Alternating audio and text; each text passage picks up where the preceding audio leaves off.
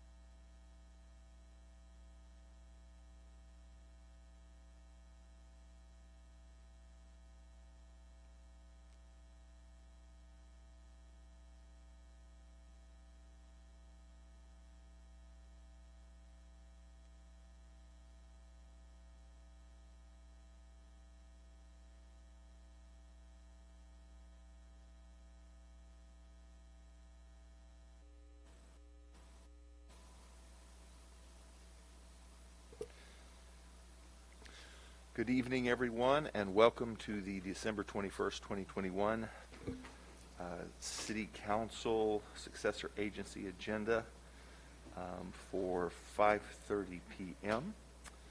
Pursuant to Section 54956 of the California Government Code, a special meeting of the City Council is hereby called. And at this time, we do have a quorum, so could I get a roll call, please? Councilmember Mendoza? Here. Councilmember Meyer? Here. Councilmember Rary? Here. Mayor Bryant? Here. And let the record reflect that Vice Mayor Rodriguez is absent. Okay, at this time we will take public comments, and I'll turn it to you, Margaret.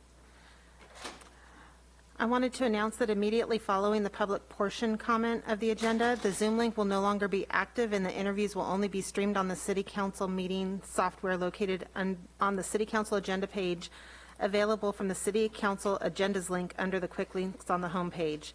At this time, the public is permitted to address the City Council on items that are on the special meeting agenda. I received no written public comments that were submitted prior to the meeting.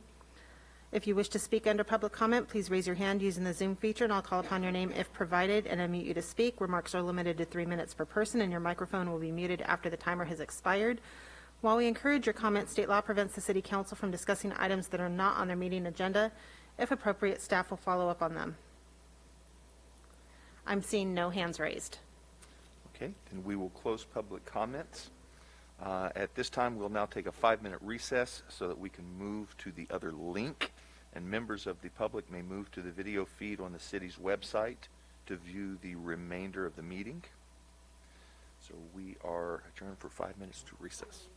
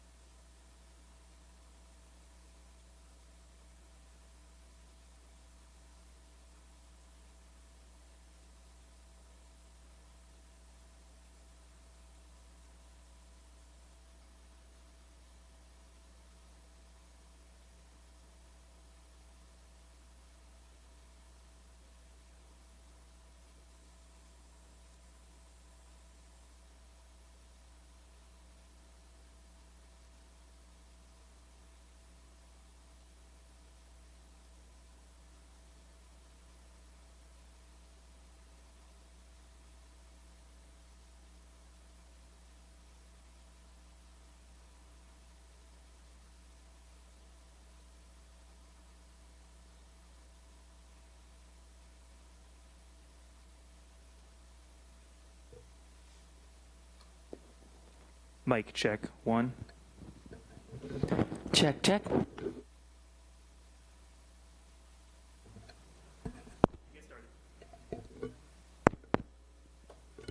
Check.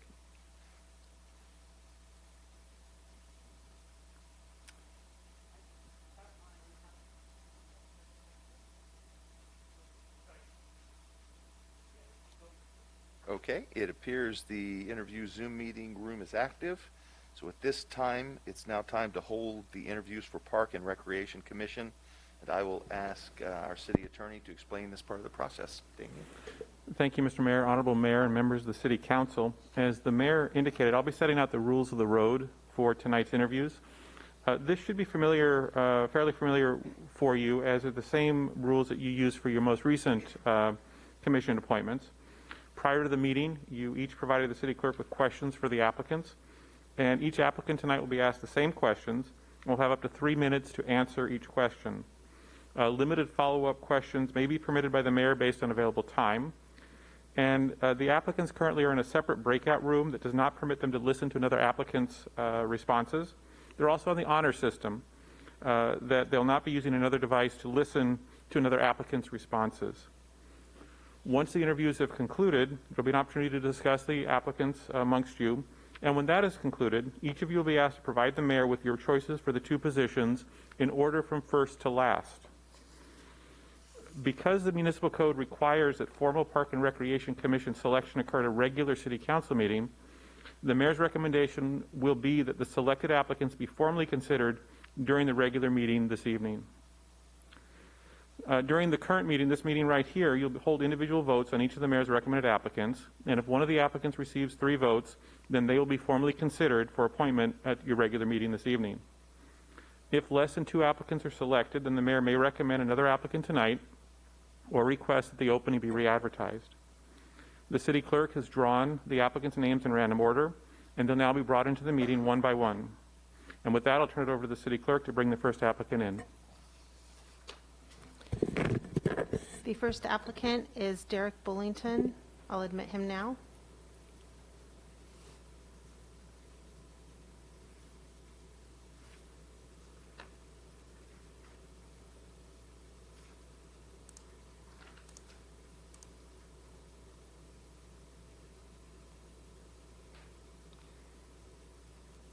Mr. Bullington, could you unmute your mic and can you hear us okay?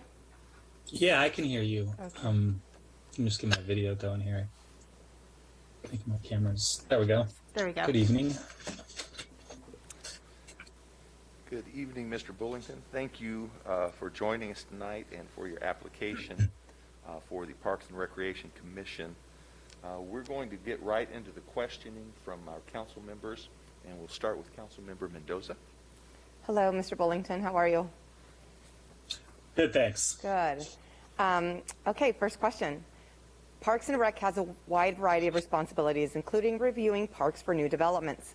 When it comes to the latest parks with new developments, can you explain why you are happy or not happy with the latest submitted park plans?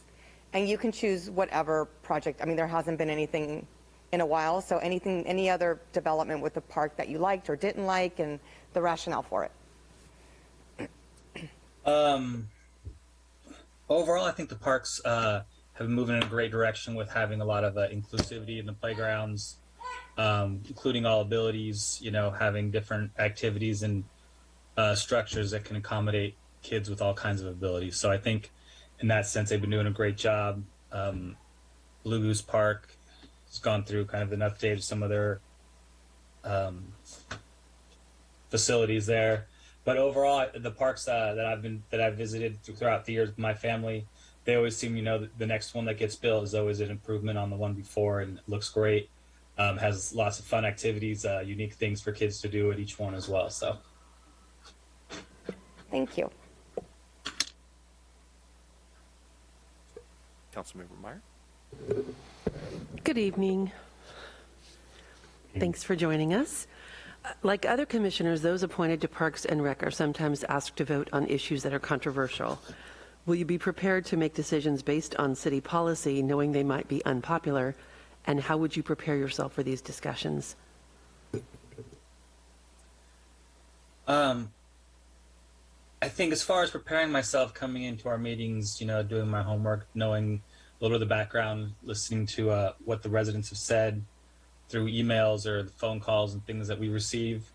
And as far as popularity of them, as a commissioner, I tend to listen to the park and rec staff and what their recommendations are, being that they have a long history and deeper understanding of what is going on. So that's where I tend to look for kind of the expertise there is what's happening.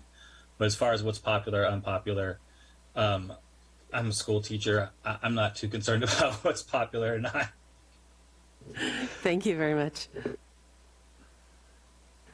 Good evening.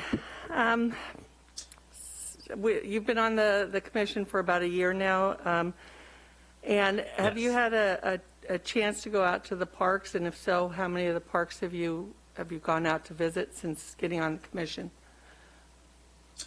How many? I would say of I think there's right around 100 or so. I've probably been to a couple dozen overall. When there's been issues that have come up, or parks in particular that have come up on our agenda, I've always made an effort to go out before that meeting and visit those locations, kind of get an understanding and a quick visual of what's going on out there. Okay, and of the parks that you visited, do you have a favorite, and why?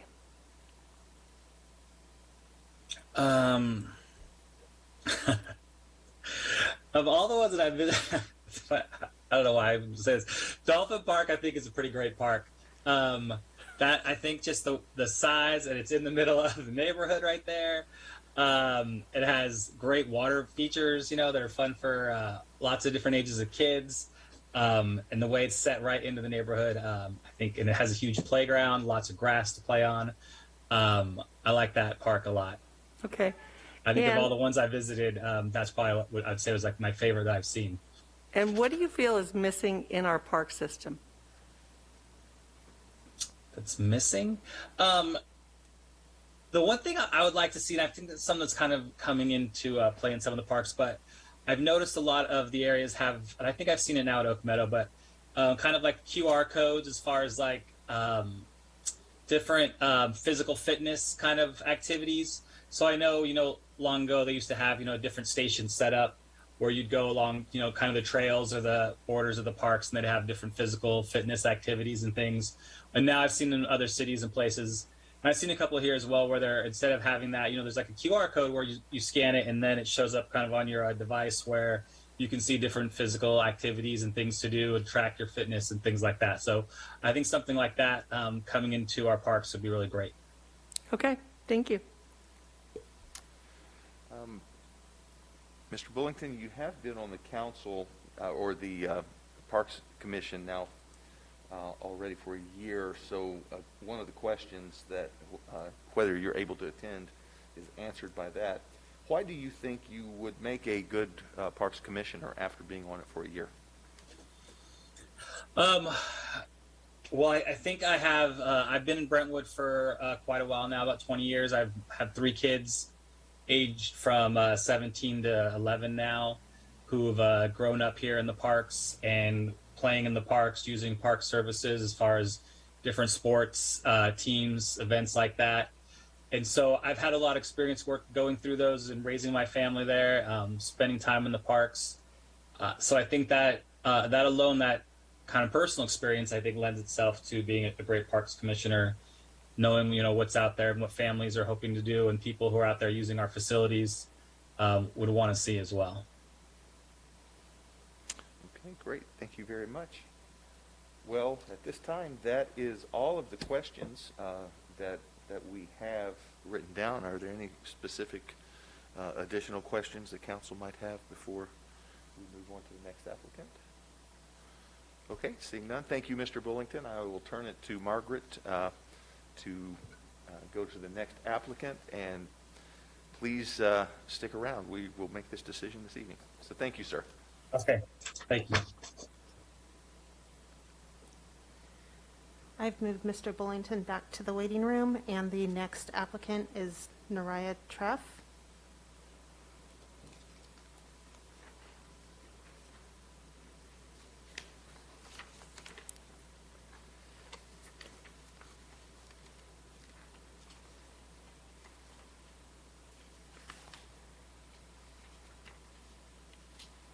Neriah, could you unmute your mic? Can you hear us okay? Yeah. Awesome, thank you.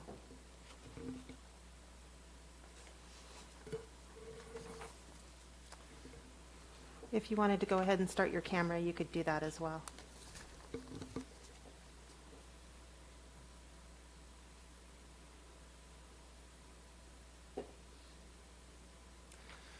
Good evening, Mr. Treff. How are you this evening? Good. How you doing? Good. Thank you for joining us tonight for the Parks and Rec Commission application form interview process. At this time, I am going to turn it to our council members to ask you questions that they each have, and I'll turn it to Councilmember Mendoza. Hello, Mr. Treff. Hope you're doing well tonight.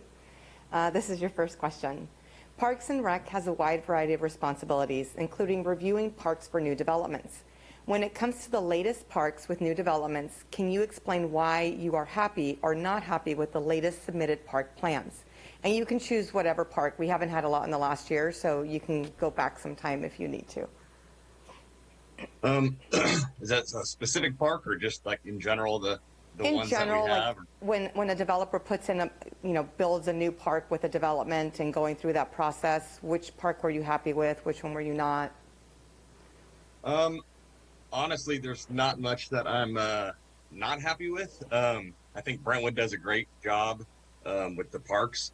I know everybody that comes to Brentwood, that comes to visit, family members, everybody seems to love them. There's just so many different ones, and how many dog parks we have, just regular parks, the water park downtown, and they're always in good condition.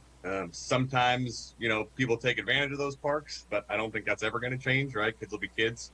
But I just love how there's so many. We have so many good parks that are all open. Everyone gets to use them. There's something for everyone on each different park, and we have so many available that there's really something, like I said, for everybody. And the amount of dog parks we have here is great too. And it's hard to keep grass good at a dog park, but we do pretty good compared to what we're dealing with. Yeah, we do have some good dog parks. Thank you so much. I appreciate it.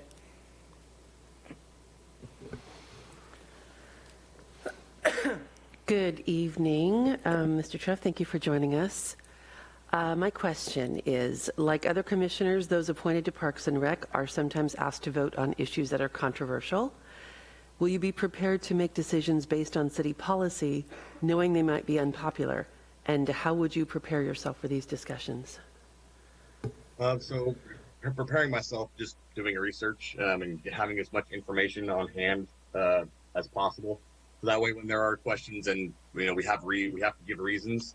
If we have the information at hand, it's just so much better. That way, you're not guessing or making something up for people, right? They want to hear answers, and when you have them, whether they agree or not, although it is hard, you can't make everybody happy, especially in a big city. Granted, Brentwood's not that big, but there's still so many. It is what it is. So following the policies that Brentwood has, that's really our only option. People as in try to explain it if you can, but ultimately the rules we have in place are there for a reason. And so yeah, I guess, and the popularity issue, like you said, everybody wants what's best for Brentwood. I think different people maybe have different ideas, and that's why we have things in place. So yeah, keeping the rules of Brentwood and giving people the information and kind of explaining to them why as best we can. But ultimately, it's not, being a city council, I'm sure that's just kind of something you deal with, right? It is, you're never going to make everybody happy, and you just do the best you can. You just kind of got to come to terms with you're never going to make everybody happy. Great, thank you for that. Just FYI, your audio's cutting out a little bit, but we got the gist of what you said. Thank you for that. Okay, good evening. Mine's a multi-pronged question. So first, do you know how many parks there are in Brentwood? There's 100 and something, I believe. And how many of them have you been to? Probably about 30. Okay. Which one is your favorite and why? So my favorite is the dog. I don't remember the name, but the dog park off Sand Creek. King And Park? it's just because it's so big. So there's the dog section, and there's just something for everybody. So you can go to bring your dog. You can go to the outside of the dog park and just the regular park. And there's lots. The best part of all of our little parks too. So that was my favorite park for that reason, because I have 2 dogs, and they have excellent opportunity to run around and meet with other dogs and go play. And my other favorite is just I live at towards the end of Sand Creek, and the newer housing development. They have just a perfect small park, and it's got some stuff for kids. And there's just a really small grassy area, but there's just enough to be able to sit down if you want to sit and have like a picnic, and your kids can play. But it's small, I mean, it's not this huge thing that takes up a lot of real estate. So we do have those parks too, but the small ones too, for people that maybe don't want, a bunch of dogs barking in the background or a bunch of people playing around. So it's good to have both, but the dog park's definitely my favorite. And what do you feel is missing in our park system? I don't really know that I have a good answer, only because I think the parks in Brentwood are awesome. I know that they're very well awarded. The only thing that I know just from personal experience is, like at Sunset, for instance, some of those times we get out of towners in, they don't treat our parks the way we treat the parks. And so after like a Friday game where it's Friday night, people are, they're bringing in alcohol, and either whether they're, bringing them in kind of undisclosed or they're bringing them in beer bottles, they usually leave the park a mess on Saturday mornings. And Friday night, Saturday mornings, usually their bushes are full of beer bottles, and it's from the softball guys. And there is only so much the guys that work there can do. So just giving them a hand when I'm there, and try to do as best we can so the morning guys don't have to do it.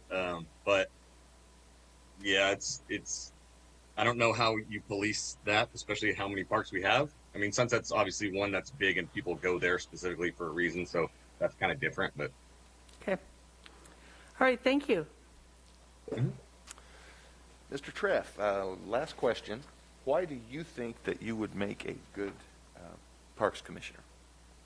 so after I've lived in Brentwood my whole life, it's been over 30 years. Me and my wife both own businesses, small businesses here in Brentwood. We plan on living here the rest of our lives. I wanted to find some way I can kind of give back to the city, kind of volunteer my time, and just kind of make things better. We are involved in the Sunset ball fields, so just kind of seeing how good that has come, especially growing up when Sunset was just a field and a couple ball fields, and kind of what it is now, and just to be able to be a part of the growing parks and the improvement and the upkeep to make sure that it stays as good as they are now. Great. Well, thank you for that. I don't have any further questions. Well, there is one more qualifying question here. The position requires to attend monthly meetings on the fourth Thursday of each month. Do you, if selected, have time to do that job? Yep. Yes, sir. Okay. Well, thank you very much. I do have a follow-up, Sure. if I can, Mr. Mayor. Absolutely. You did say that you run the concessions at the Sunset ball fields. I think we might need to talk with staff to determine if that would be a conflict as a park commissioner. So is that something that if you are appointed to this, that if it is a conflict, would that be a problem to no longer be the concessionaire? So that is my wife's business. I'm not the owner of the business, so I can't speak to that, because even though it's my wife who runs it, I'd have to talk to her because she's the boss. Okay. All right. Thank you. Thank you. So I'll turn this to Margaret, and if you will wait until the end of these interviews, we'll make this selection tonight. So just hang around for a little bit. Okay. Margaret? I'm going to go ahead and move you back to the waiting room. The next applicant is Julie Deck.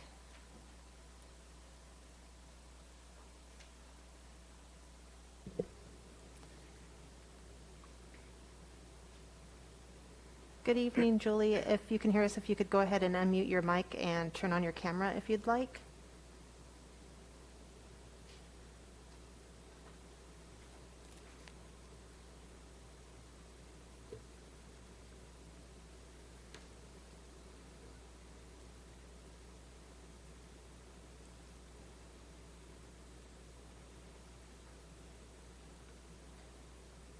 Julie, are you able to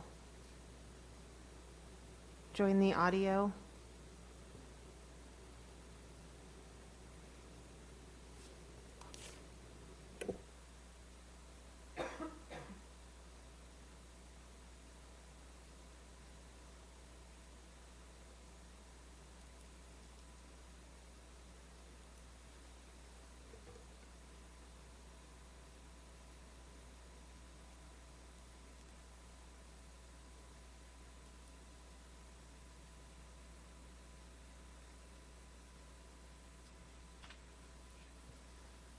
Hi, Julie, can you hear us? Yes, I can. Okay, great, thank you. Do you want me to put my video on? Yes, if you could. Okay, thanks.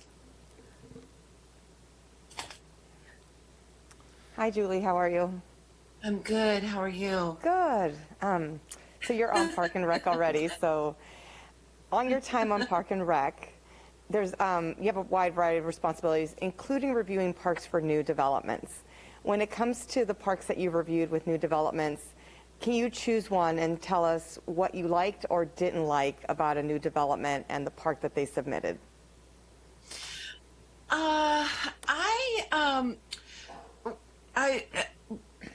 For a new, are you talking about a new development? Yeah, like someone that a developer that came forward, and just anything that might have come up this last year or the year before, and just your opinions about it.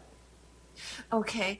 Yeah, it was, we've had just a couple, and I was able to, take a look at it. It was hard because sometimes they weren't always fully, you didn't get a complete full vision of it. We might look at plans and that sort of thing. But what I really liked about the process was being able to see what project was going to happen, what was going to look like, what the city was planning on doing. And it was nice to be able to put some suggestions in, maybe more trash cans, or maybe a different part. Maybe we needed a place to sit, or a bench, and just the type of playground equipment and things that the park offered. So it was really fun to be able to, and interesting to be able to have that sort of input. Yeah, when you look back at the different projects, is there one that sticks out, like a development that sticks out, a park that you had opinions about?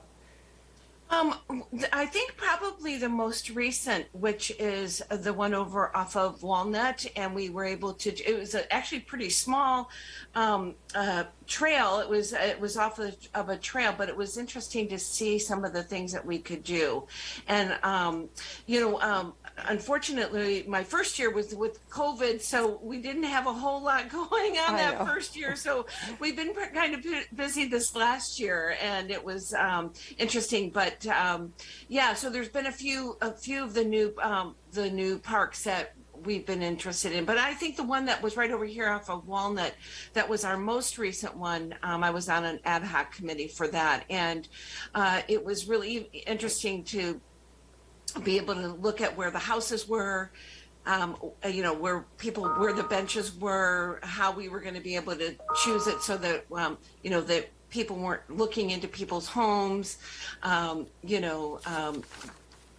where the trash cans should go. It was just really interesting. It was a smaller project, but it was fun to do.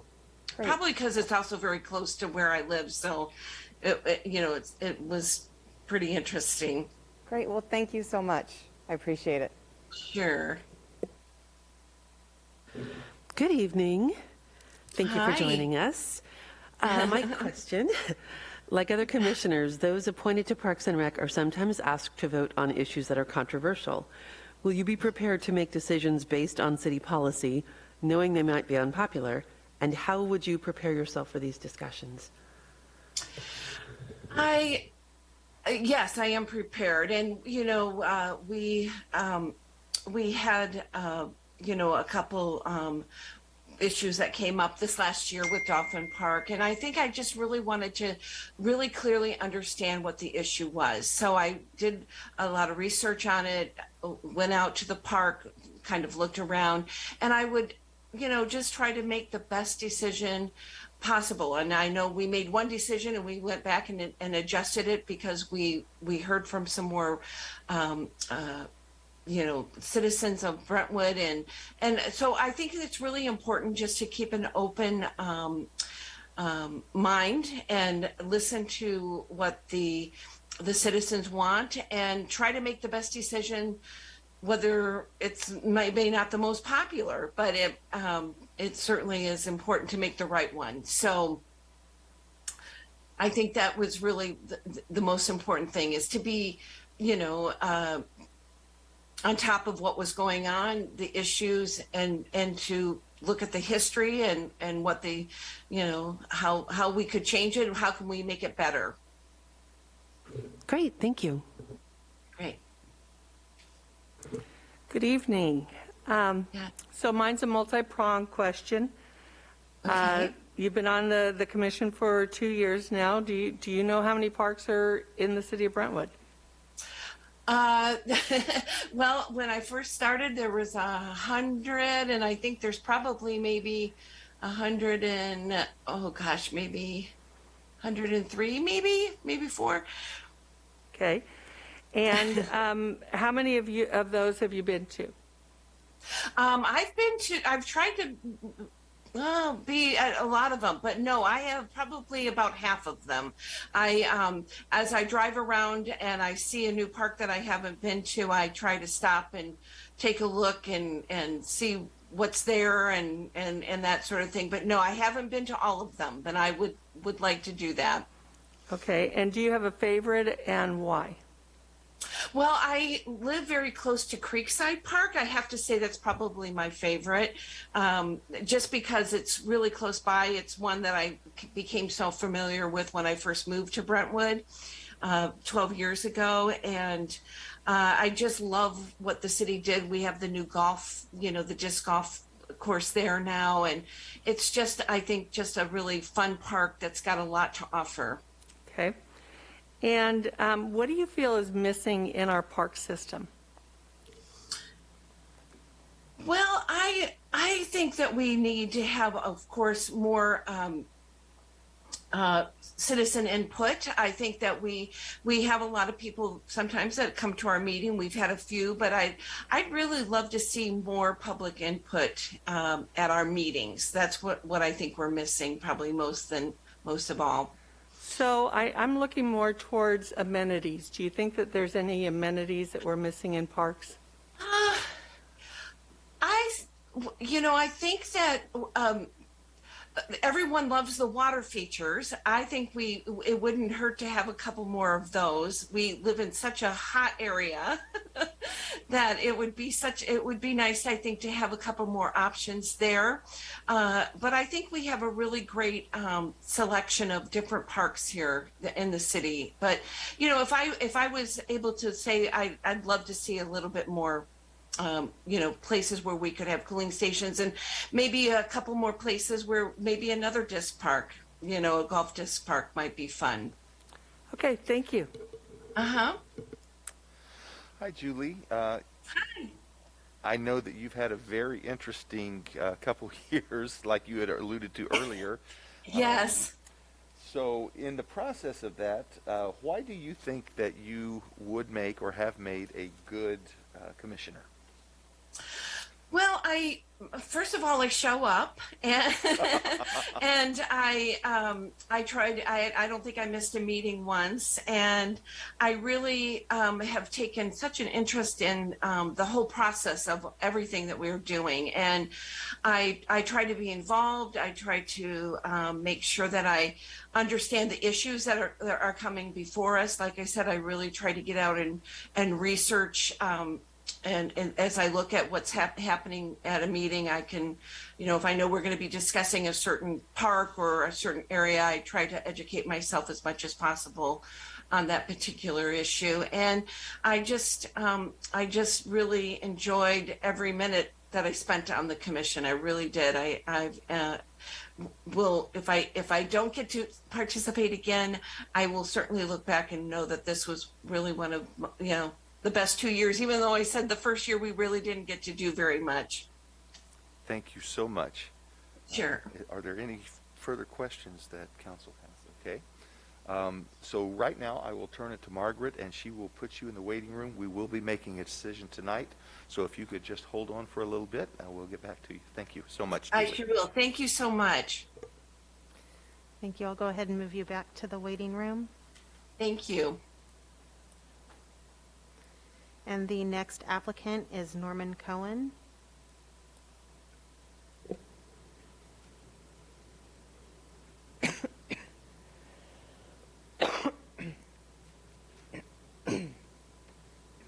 Mr. Cohen, if you could go ahead and unmute and start your video if you're able.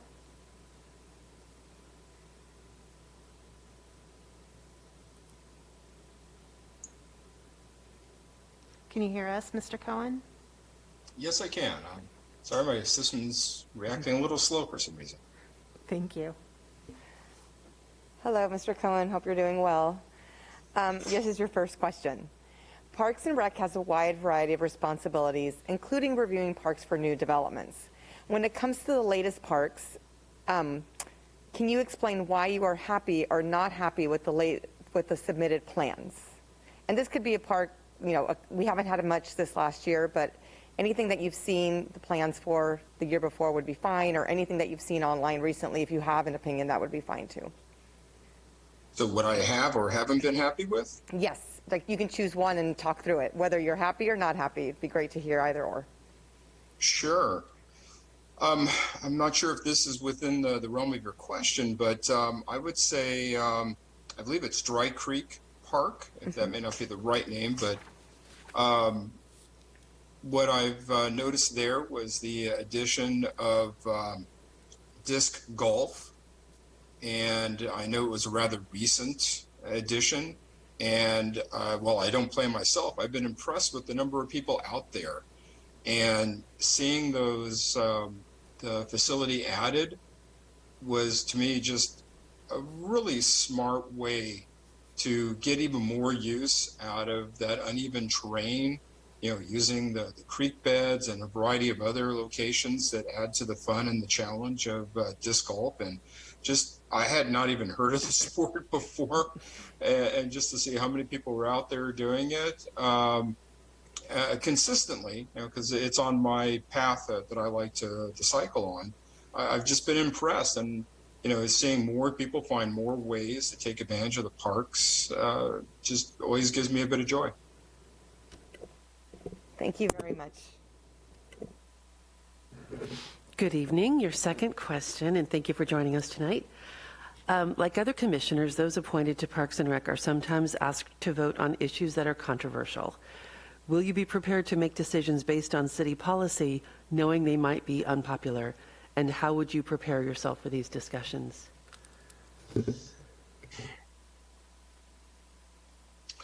Well, I would first want to, yes, I would be prepared. It's not uncommon in the roles I've held in my professional career that sometimes something that is very desirable just is not within the policy constraints. That doesn't mean that policy might not be amended in the future, but in the time being, some things are just outside of the possibility. What I would want to do, though, is understand what is the basis for the policy and make sure that it is, if the vote is no based on that policy, that the issue is actually well informed along the lines of the policy. We'd want to understand the history, how that policy came to be. Was it based upon prior experience, based upon agreements, based upon liability concerns? Great, thank you very much.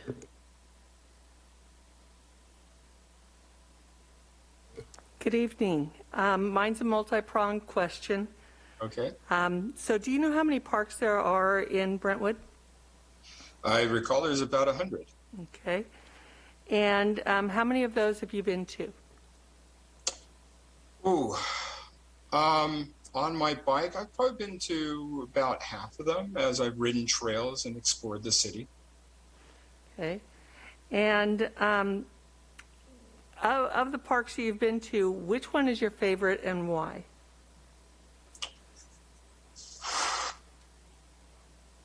Wow.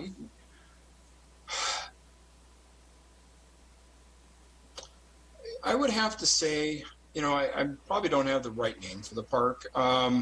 It's the one that begins off of Sand Creek in Fairview, where the trail comes up from underneath the roadbed. And I've walked it and I've ridden that park. And what I enjoy is just the way it breaks up the city. I grew up in a very urban suburb in Los Angeles that was a park desert, if you will.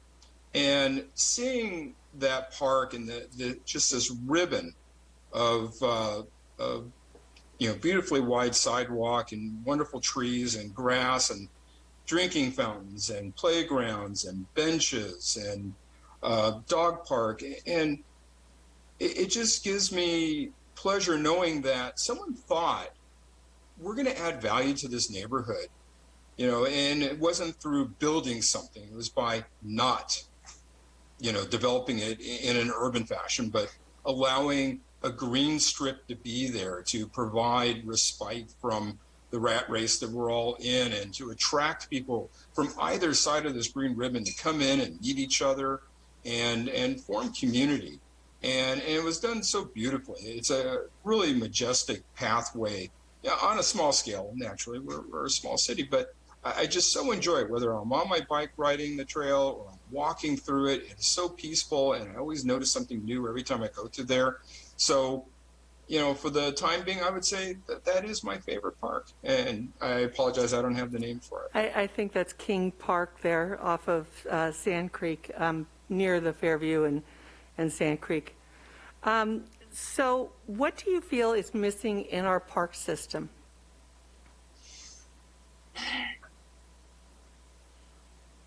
Honestly, I think we need more restrooms.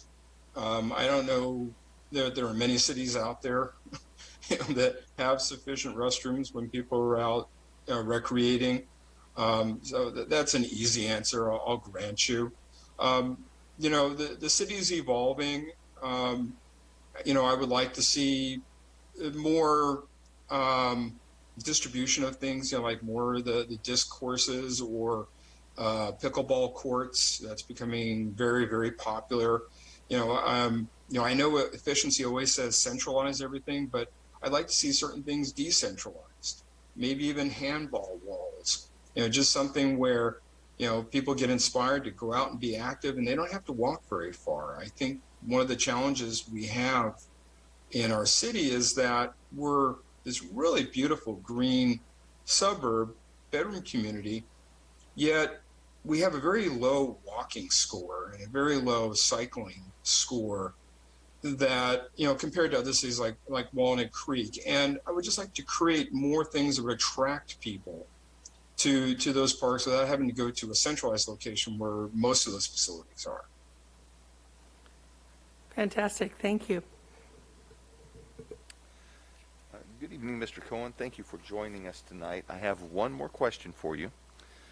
Okay. And that is, why do you think that you would make a good Parks Commissioner? Yeah, that's a great question, one I've been asking myself, because, I'll be honest, I was prompted to first apply by my son, who I think many of you may know on the Youth Commission. And I realized that the reason he's on the Youth Commission is because in some way I probably inspired him. And so my thinking was, when I was his age, I was very involved. And as you get older and you get busy life and providing for family and things like that, sometimes you forget about being involved. And I've been in Brentwood now 3 years and thinking, there's a great opportunity here to contribute to a community that I plan on being the last place I live. I've lived in a number of places, and quite honestly, I'm happiest here than I've ever been. And I want other people to feel that way about their city. And to me, the Parks and Rec has a very special place. It's the soul of the city. It's nonpartisan.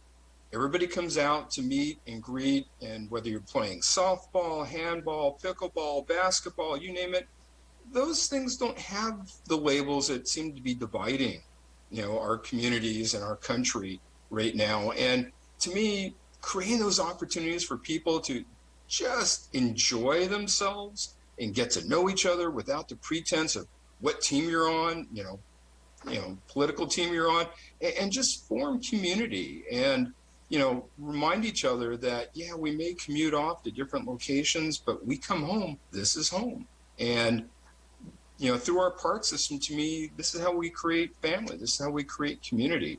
And to me, that is so important that I wanted to be involved to make sure that it was the best possible experience for folks.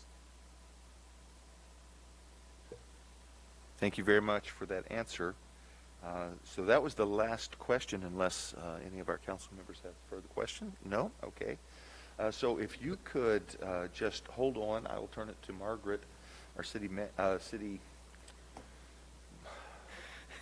Please help me while you're title clerk. Thank you. City clerk. Our city superstar. She wears so many hats. I'll turn it to Margaret and let her move you back into the holding room. Please hang on. We will be making this decision tonight. So okay. Thank you for your time. Hold on just a moment. Thank you. No, that's fine. I'll go ahead and move you to the waiting room.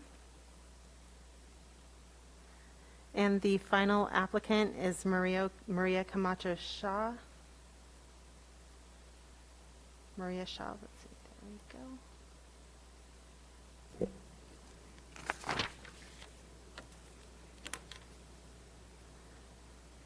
Neriah, if you can hear me, if you could go ahead and unmute your mic and turn on your video. Yep. Thank you. Hello. Hi. Hi. Hello, how are you? Good. How are you? Good, thank you. Okay, this is your first question. Park and Rec has a wide variety of responsibilities, including reviewing parks for new developments. When it comes to the latest parks with new developments, can you explain why you are happy or not happy with submitted park plans? And you can choose whatever development, any plans that you've looked at that could be completed or not completed. Yeah, I think Brentwood has a tremendous amount of beautiful parks, and I think they've utilized the space really well. I definitely like that the newer developments are including new parks with better equipment and safety features. So I think that they've done a really good job so far. Is there any development that you've looked at the plans and you've had questions about, or you didn't like something, you're like, I wish that developer had done something different, or that developer was spot on?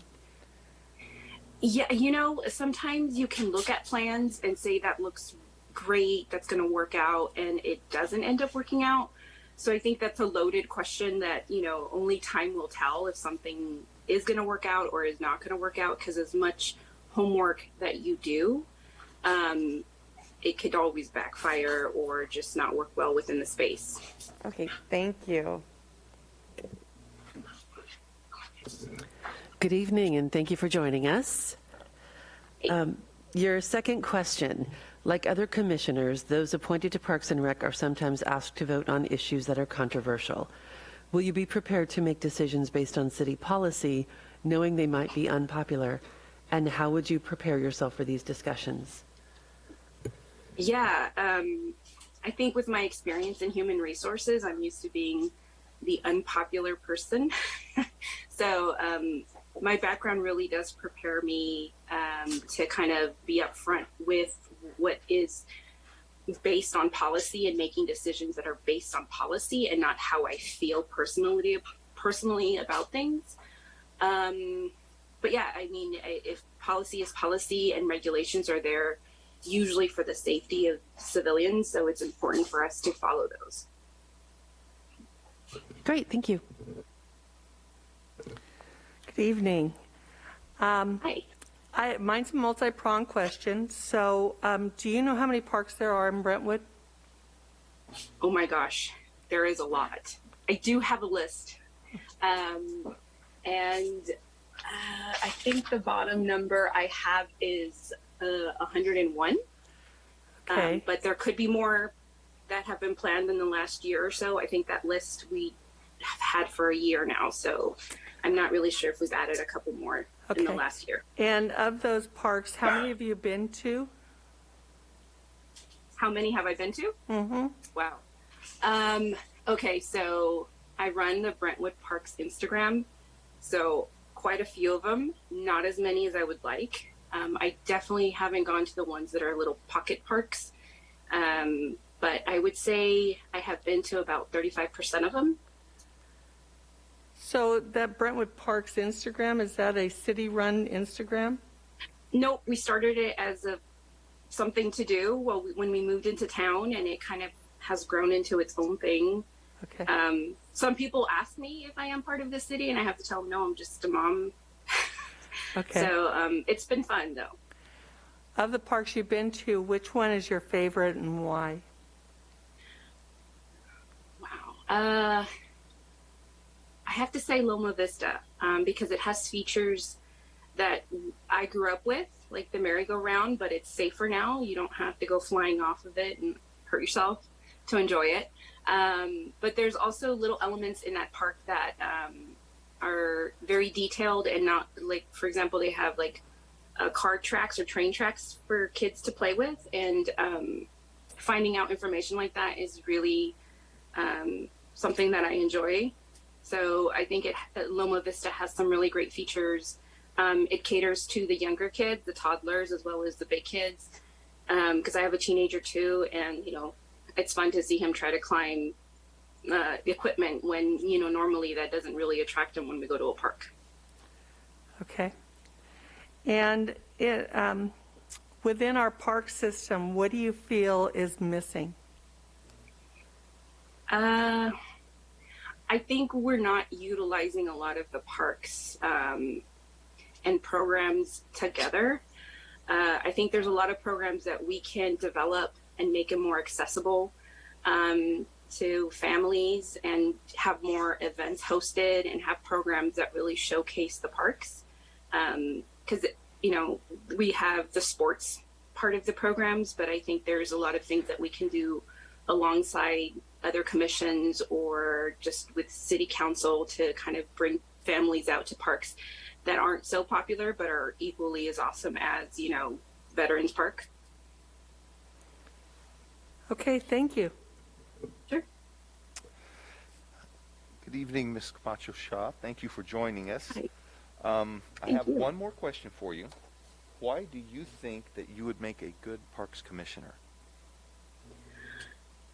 I think I've had the experience of living in different areas of California, areas that aren't so great and have very little parks to enjoy.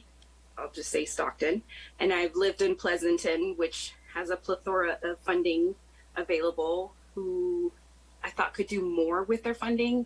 And then we came to Brentwood, and I was blown away by the amount of parks and quality of parks. So I think that where I've lived, it gives me a good insight on what is needed and what we can do. But also, having been a resident here, I've really made my time in integrating myself into the community as running Brentwood Parks and being able to visit all the parks. I also started a parents collective, and I was part of a mom's club. Like, I really have ingrained myself in the community, and I've heard from moms, parents, different complaints and compliments. So I think I can give a lot of good ideas and bring to the Parks Department some ideas on accessibility, especially for lower income residents that I feel have often commented that programs aren't accessible to them because of the cost. So I'd really like to make that a priority if I'm able to be part of the commission. Thank you so much for that answer. Is there anyone else on council that has further questions at this time? No? Okay. Then at this time, we will turn you to our city clerk, Margaret Wimberly, and she will move you into the waiting area. We will be making this decision tonight. So thank you so much for joining with us. And if you'll hold on just a moment, we'll get the council moving in the decision process. So thank you. Okay, thank you. I'll go ahead and move you back to the waiting room. If you wanted to watch the rest of the proceedings as well, you could go to the city webpage and then go to the council agenda webpage and watch the streaming portion of this. Thank you.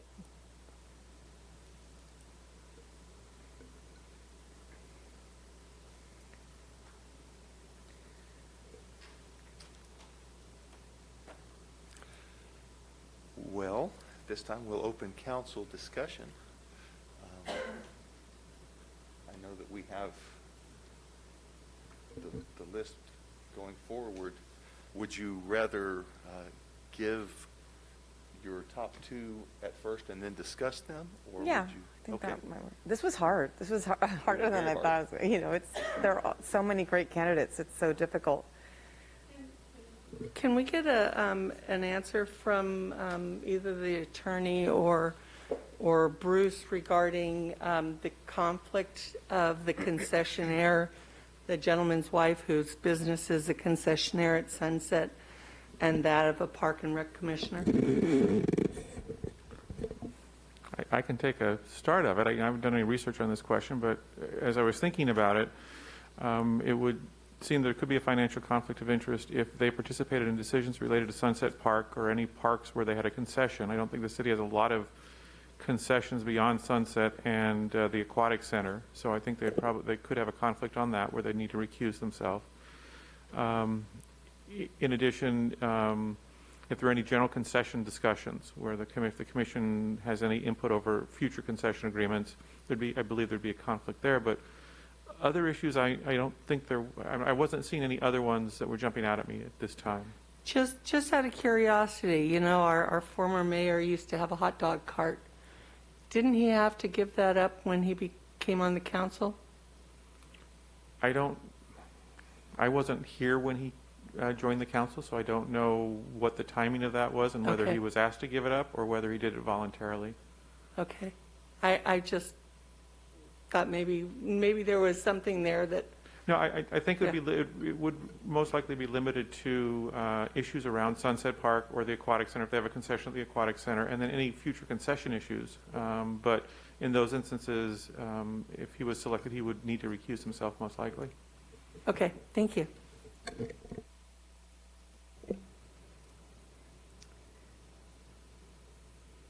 Do you just want to go through and we can give you the two names? That would be. And again, this was very difficult. First name is Derrick Bullington, the teacher. And then the second one is Norman Cohen.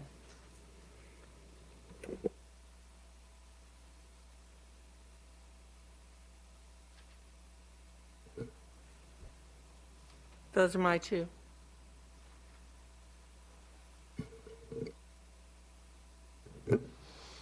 I'm on with the Norman Cohen. I'm still going back and forth between two for my second. I'm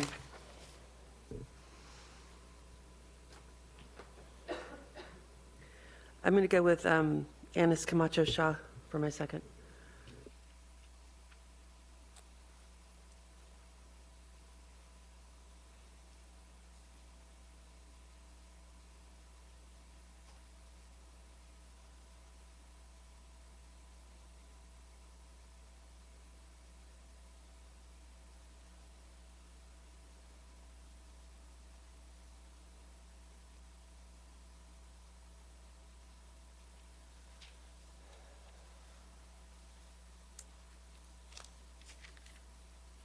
I agree. This was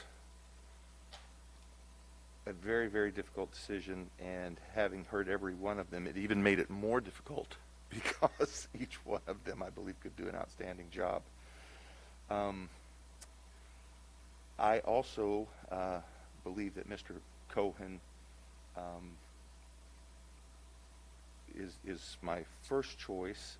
His answers were very well thought out, sincere, and having raised a family here, it's very helpful to have that.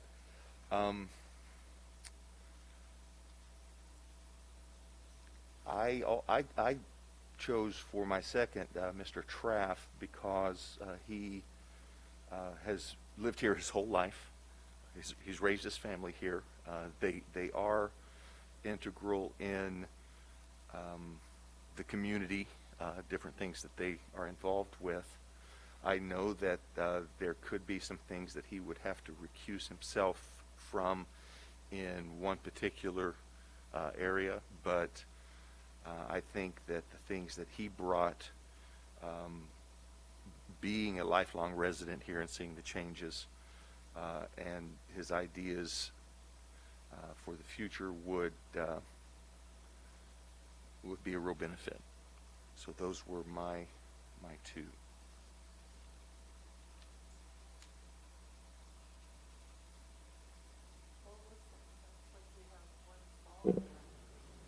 Yeah, Cohen seems to be everyone's.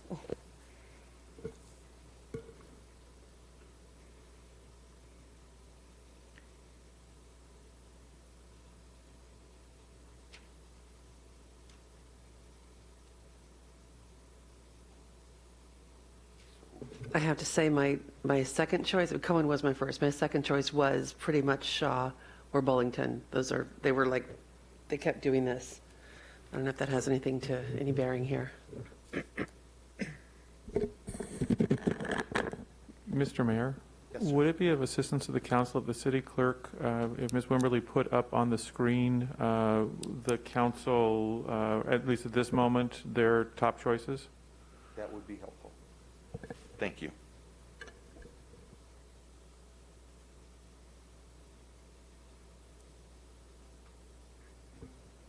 Let me know if I didn't capture those correctly.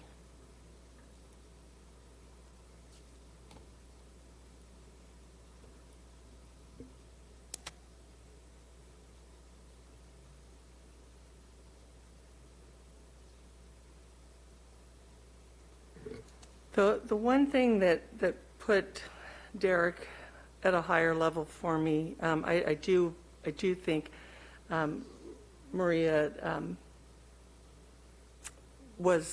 Camacho-Shaw had some great things, and is out at the parks, provides the Instagram on her own. I mean, I think those are great qualities. I did like the one place that we are lacking is when it comes to teenagers and what can be done for teenagers. Derrick is in a position where he's around teenagers all the time with his own job. He's also had his 20 years in the city being out there as a parent with kids who are active in sports. So he's had a good personal connection with the parks out there himself.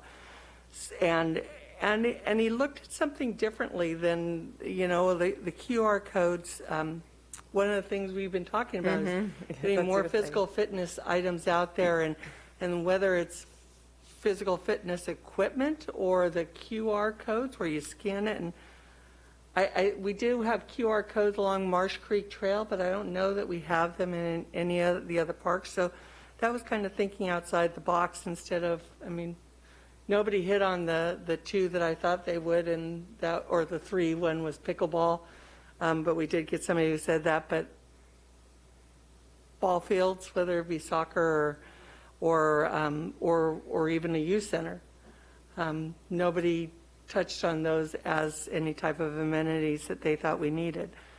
But that's why he kind of rose for me above Maria. And that's why I selected him last time, and I did this time. I think him being around the kids is such a plus, day in and day out, because he hears it from them, like what they need and what they want, and anything that we can get kids to get more involved in, like I'm all about. So that's why I don't know. I love teachers. And I definitely agree with those reasons. In fact, I went into this thinking I was going to have a completely different mindset on who my top favorites were, which is good. It means the process is working the way it should. Same with me. Yeah. I really would like the idea of, given what he's done so far, giving him the chance to do more, because he didn't get his full term. So that is definitely an issue that kind of puts this back and forth for me. What I liked about Maria Inés Camacho-Shaw, I think talking about the being ingrained in the community and talking with other moms and talking with people around the city, and that some residents don't have equitable access to programs and things like that. That sort of touched me. And talking about her favorites, knowing them by name, reminding her what reminded her of her childhood, and what, I mean, like I said, I can go like this on those two. They tie for my second place, and I'm still trying to wrap my head around what decision I would make. But I put her because I thought, well, it is a different perspective, and that's not a bad thing. That can help us to see outside, like you said, outside the box of what we've been looking at before. I did really like what Maria had to say about the equitable access as well. It's very impressive that she started the Instagram for the parks just as a user and a resident and a family here. To me, that's extremely impressive as well. And when you have an Instagram account, you really have a little job there. You have to keep things in order to stay connected. You have to have constant updates to what's going on. So I would imagine because of that Instagram account, she probably has a lot of more updated information than some might have in the community. But also, I agree with everything everyone has said about Derrick as well. I believe I voted for him last time as well. He is, not only is he an impressive person, he, exactly like Councilmember Mendoza said, he has his finger on the pulse of what our young people are asking for, going through. And during this time of COVID and trying to come out of the lockdown, the devastation that the separation for our young people and our kids in our community have experienced, I don't know if anyone besides the parents know more about the harmful side effects of what they've gone through than our teachers, because they've also had to suffer through that. And so his input is really something that I thought was important then, I think is important now. I do agree with that. So I would certainly feel very comfortable that he would bring something. Yeah. And the thing about it is, like, I think people think parks and they think little kids. Like, it's good that it's this lost middle age kind of thing. So, I mean, that's what I was thinking too. Mayor, I would back that too. I completely agree with what everybody said about Mr. Bullington. I think he's done a great job, has the potential, has the connections and the perspective, especially coming out of COVID, like you've talked about. So I would be comfortable with that too. Okay. Then at this time, we have you for Mr. Bullington. I will vote also for Mr. Bullington. I'm not changing my vote. I'm saying I would be happy. Like I said, they were pretty much tied for me, so I would be happy if it went in that direction as well as the other, if that makes sense. Yes, it's really great to have such difficult decisions because you have such wonderful applicants. So I will change my vote in light of the council's discussion to Mr. Bullington as well.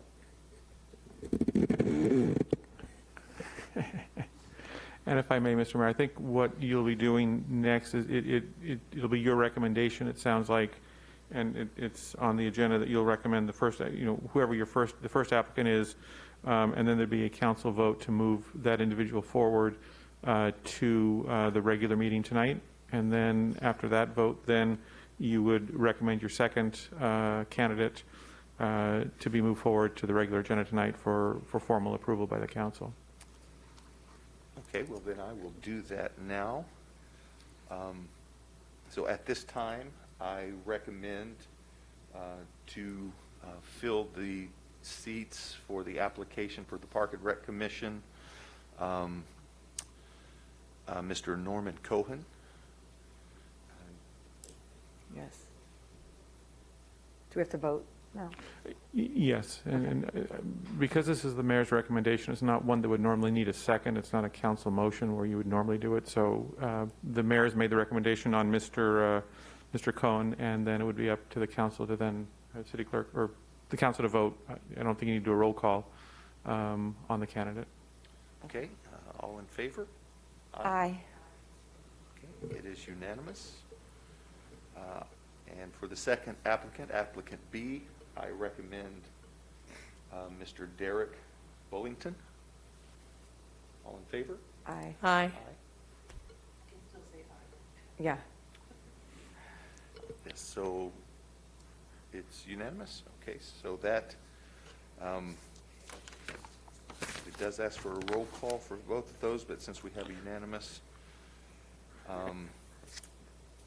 And I believe, if I may, I believe that roll call was in place because the last time this template was used, you were still on Zoom, and we required a roll call vote, and so that just wasn't caught. But a voice vote, as you did, is acceptable. And so these both will come back to you at your regular meeting tonight. I think it's agenda item D3, maybe? He's saying Yeah. with somewhat hesitation. So it'll be back, and you'll take the formal vote on these applicants. thank you. Thank So you. At this time, then, I need a motion to adjourn. So moved. Second. We have a first and a second. All in favor, aye. Aye. Aye. Opposed? It's unanimous. We are adjourned. Thank you, everyone. No. Sorry. I forgot.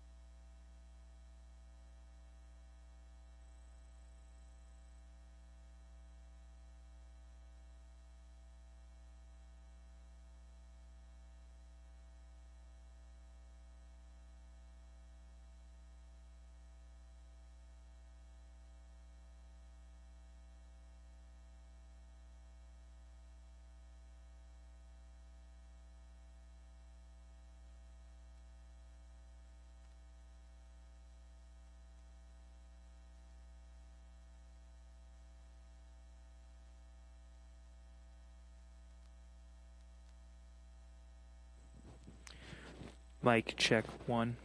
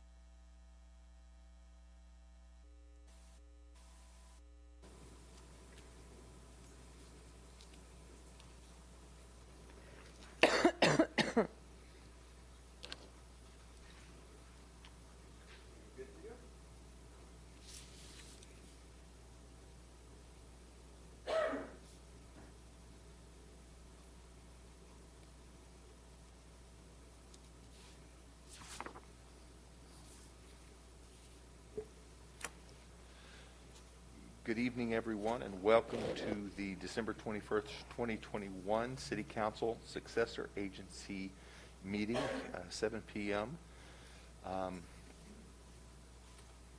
We do have a quorum. Margaret, could I get a roll call? Councilmember Mendoza? Here. Councilmember Meyer? Here. Councilmember Rary? Here. Mayor Bryant? Here. And let the record reflect that Vice Mayor Rodriguez is absent.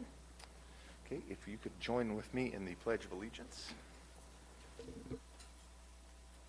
pledge allegiance to the flag of the United States of America and to the republic for which it stands, one nation, under God, indivisible, with liberty and justice for all.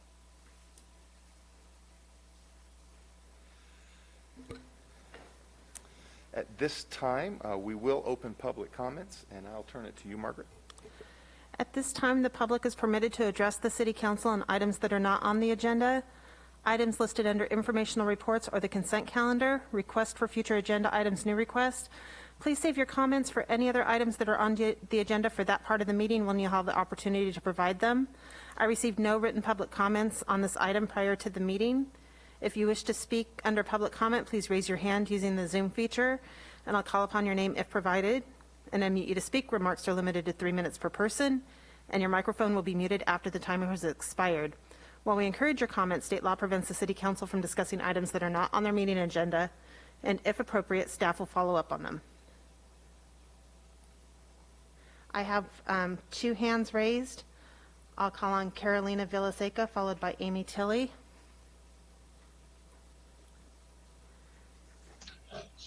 Carolina, go ahead. Okay. Good afternoon, City Council. Hope you're all doing fine. I'm calling once again about Kings Park, Kings Dog Park. Yes, I have become that dog mom. I've called 3 times already, and it's been wonderful to see that the leaves were picked up and the maintenance was done, and then that the blueberries were the berries. I'm not really sure what they are, but they're looking like blueberries, were picked up as well, which is lovely. Less dogs with digestive incontinence attending the park, which leaves 2 final issues to be taken care of. I was going to attend the Parks and Rec meeting on December 16th, but that got canceled. The fountains have not been turned on, and we still have some really big holes in the park where dogs and people could get injured. I'm not really sure how many times I have to call if somebody for Parks and Rec wants to call me back or wants to make a report on when these things will be taken care of. But, you know, it's been rather astonishing that I have to call so many times for one park in Brentwood. Anyways, I hope you all have a lovely holiday and take care. Happy New Year. Thank you. Thank you. The next speaker is Amy Tilley. Amy, go ahead. Hi there, how are you? I'm here. I wanted to introduce myself. My name's Amy Tilley, and I'm the new Executive Director for the Downtown Brentwood Coalition. And so I just wanted to take this opportunity to thank the city for their support of the downtown, and just let you all know that I look forward to working with the small businesses in downtown and just making it even better than it already is. We'll be hosting our Strategic Planning Summit January 5th, and we'll just roll out a lot of new initiatives for downtown and just increasing the vibrancy. And I really look forward to helping the individual business owners down there. And from everywhere, from Harvest Park Bowl all the way down to Sand Creek, we're really planning on expanding that reach. And I'm just looking forward to that. So just wanted to take this opportunity to say hello and introduce myself to everyone. So thank you for having me.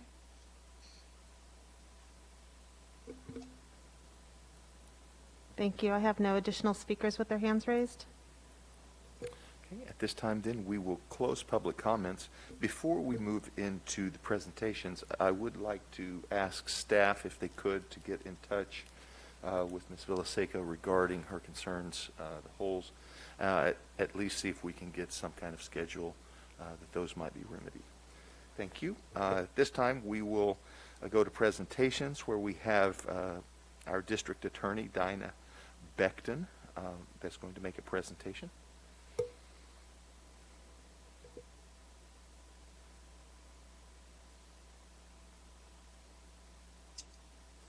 Good evening, everyone, and my pleasure to join you this evening, and thank you, Mayor. So I'm just going to, if I can, share my screen. I wanted to mention that I'm also joined this evening by Chief Arnold Threets, who's Chief of our Investigative Bureau, so if he can be elevated, as well as Simon O'Connell, who's Chief Assistant in the District Attorney's Office. I believe they're both in the room, and it would be great to have them here as well. And I'm going to be sharing my screen. I have a very quick PowerPoint that I want to share with you this evening that gives you an overview of the District Attorney's Office and not only the ongoing work that we do every day, but also some of the new things that we have initiated in the last few years, and also give you an update on what's been in everybody's mind, which is the organized retail theft, or the smash and grabs that you have all heard about. For those, I think I know so many of you, but for those of you I don't know, District Attorney Dinah Becton, and I have been serving really for a long time in Contra Costa County, first as a judge, presiding judge, and now as your District Attorney. I am also currently serving at the pleasure of the governor on the Victims Compensation Board for the state of California to make sure that victims of crime receive just compensation, as well as serving on the Judicial Selection Advisory Committee to help select those who are going to serve as judges, not only in Contra Costa County, but throughout Northern California. So today I'm just going to go over a little bit about our department. We work in collaboration with so many agencies, not only our traditional justice partners, but many community groups as well. The District Attorney's Office has a $49 million budget. We get about $27 million of that from federal and state grants, as well as Prop 172 funds, and then $21.7 million comes from the county. 93% of our budget, should be no surprise, goes to people, because it pays for our salaries and benefits for those who do the work every day to serve and keep our community safe. I'm going through these very quickly because I want to leave plenty of time for people to ask us questions. We serve all of Contra Costa County, all 1.15 million residents. I work with 25 law enforcement agencies and 19 cities. And in 2020, even during the pandemic, we filed nearly 8,000 cases, 3,300 felony cases, which we'll talk about, as well as 4,600 misdemeanor cases. I wanted to emphasize here that all of us have a role to play when it comes to safety in our community. When a crime occurs, if there's no report to law enforcement, then it's very likely that we don't see anything in our office. If no suspect is ever apprehended, then again, we don't see anything in the District Attorney's Office. But once a suspect has been apprehended and the charges come to us, we have some options. Sometimes we need additional information. We can return that to the agency for additional work, but also we file the charges and they move forward in the justice system. But it's really important to recognize that each and every one of us is responsible for a part in this thing called the justice system after a crime has been committed. It's really a shared responsibility when we talk about community safety that is shared among the police, the city officials, prosecutors, and the courts as well. We have several divisions, and I'll go through these really fast, but our Superior Court Operations is our day-to-day felony matters, our general trial teams, where we have our law and motion calendar, as well as our mental health division as well.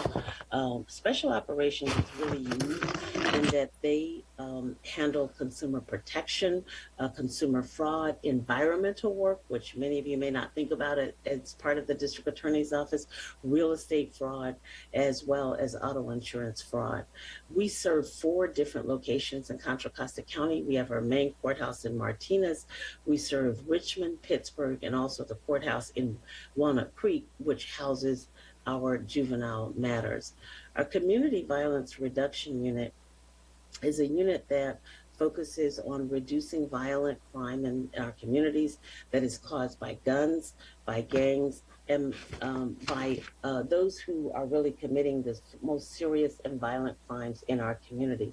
We're doing that not only through prosecution, but also we work in our community for intervention and prevention as well. We work very closely. We're lucky in Contra Costa County to have a FBI Safe Streets Task Force. This is a task force that not only has not our office, Chief Threets is here. He supervises that task force from our office. We work with the FBI and then a number of law enforcement agencies in the county as they concentrate on those people in our community who are committing the most serious and violent crimes. Our homicide unit kind of speaks for itself. They are prosecuting cases for those who take the lives of others. Our family violence unit has a number of entities. We have our sexual assault cases there, domestic violence as well as elder abuse. They are all housed in that unit. Our juvenile unit, of course, works with those who are under the age of 18. And then our victim witness unit, which has about 33 individuals who work with those at a very unfortunate time when people have been victims of crime. They help them to understand their rights and what is happening with their case, as well as connecting them with services. And then our investigations bureau is our law enforcement arm of sworn law enforcement officers, I should say, and they play many important roles, sometimes following up on investigations, serving subpoenas, helping us to locate witnesses, and of course they stand up the investigations when there are officer-involved shootings in our community. We have several new units that we've put into place in the last few years. Our cold case unit is one where we have received some special funding from the federal government. With the advancement in technology around DNA, we've been able to put extra funding there so that we can go back and look at old unsolved murders and see if we can solve those cases and bring justice to victims in our county. We also established a human trafficking unit in the last couple of years. It is a very collaborative approach that involves many different entities and agencies in Contra Costa County. We have federal and state and local partners. We seek to combat the exploitation of people in our community based on sex and labor. We also have a hate crimes committee that focuses on those who are committing crimes for this very inappropriate reason. We have special prosecutors who serve this unit, and they are able to look at cases that come into our office and determine whether hate crimes prosecution is appropriate. And then our conviction integrity unit is a unit that has an opportunity to look back and say sometimes we didn't always get it right, and look at those cases and determine in the interest of justice whether there are significant integrity issues that need to be resolved. We've also introduced our Youth Restorative Justice Program. We received a $1 million grant from the state of California to establish the first countywide juvenile justice pre-filing diversion program. It is aimed not only at redirecting our youth out of the criminal justice system while holding them accountable, taking into account the victim's wishes and voice, but also reducing the pipeline and reducing the racial disparities in our criminal justice system. We're very pleased. Our neighborhood community courts, which actually have a new name, which is going to be our neighborhood restorative partnership with you in the community. We are currently seeking those who have the time and the opportunity to serve as panelists. This is going to be a program where a lot of low-level nonviolent cases can be referred, and those who serve as panelists will be retrained in restorative justice practices, and you'll be able to sit in your own communities and resolve those low-level cases, looking at what the appropriate mechanism might be to hold that person accountable, but also to make the community and the victim whole as well. We also received another grant, $1 million from the state of California, to go back and look at old sentences that are no longer in the interest of justice. I'm very pleased to report that our sexual assault test kits are all up to date, and we have worked with our law enforcement agencies to put in place a tracking system so that they are entered into this tracking system electronically from the beginning, and they never get behind again. We have introduced a number of new measures into our processes, immigration training, implicit bias training. We have an oversight committee as well. With Code for America, we were able to go back and bring justice to over 3,200 individuals who had old marijuana crimes still on their records that were no longer illegal, keeping them from integrating into our community. They could not get jobs or housing or services. And then, of course, we have stood up a new process for investigating fatal incidents at the hands of law enforcement in our community. I've mentioned our neighborhood restorative courts. If you're interested in serving, please contact our office using this email. And I want to answer any questions that you have. But one of the things that people have been, everywhere I go, people have been asking me about the organized retail theft approach, and that's the smash and grab that we've all read about in the paper. I want to ensure our community that these brazen acts of organized theft will not be tolerated in Contra Costa County, and that those who are engaging in those activities, they will face swift prosecution from our office. We have also instituted a number of measures to combat this theft. I have formed an alliance with 6 district attorneys all up and down the state of California, from San Joaquin to Santa Cruz to Alameda County to San Mateo and on over to Marin County. We are recognizing that this type of crime does not respect boundaries, and that they are traveling from county to county to commit these crimes. And so through this alliance, we are working together to ensure accountability. We're sharing information, and we're sharing prosecution strategies, as well as we all work together to combat these crimes. I've also organized a convening of mayors and police chiefs in some of those cities that have been most affected by these crimes.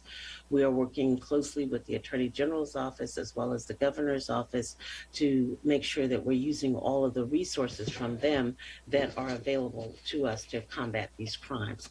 Just yesterday, the governor promised an additional $30,000 to expand our retail theft prosecution, and we will certainly be in contact with them to take advantage of those funds.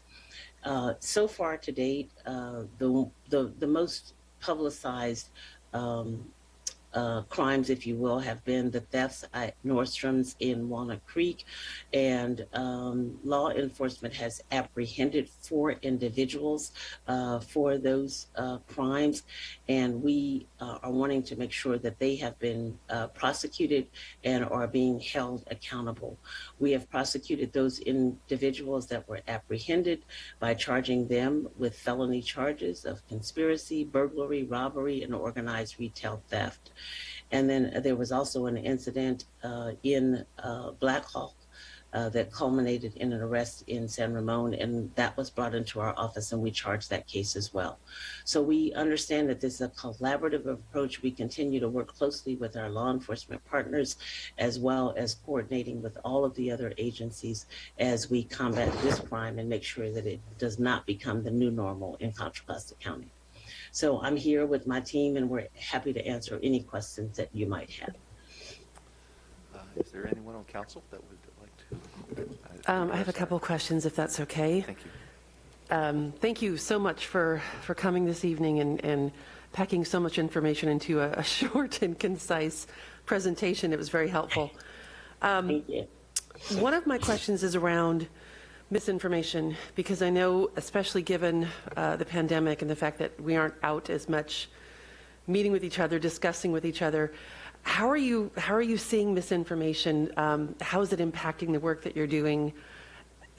What are you seeing in the community as far as what people are believing versus what is actually happening from your office?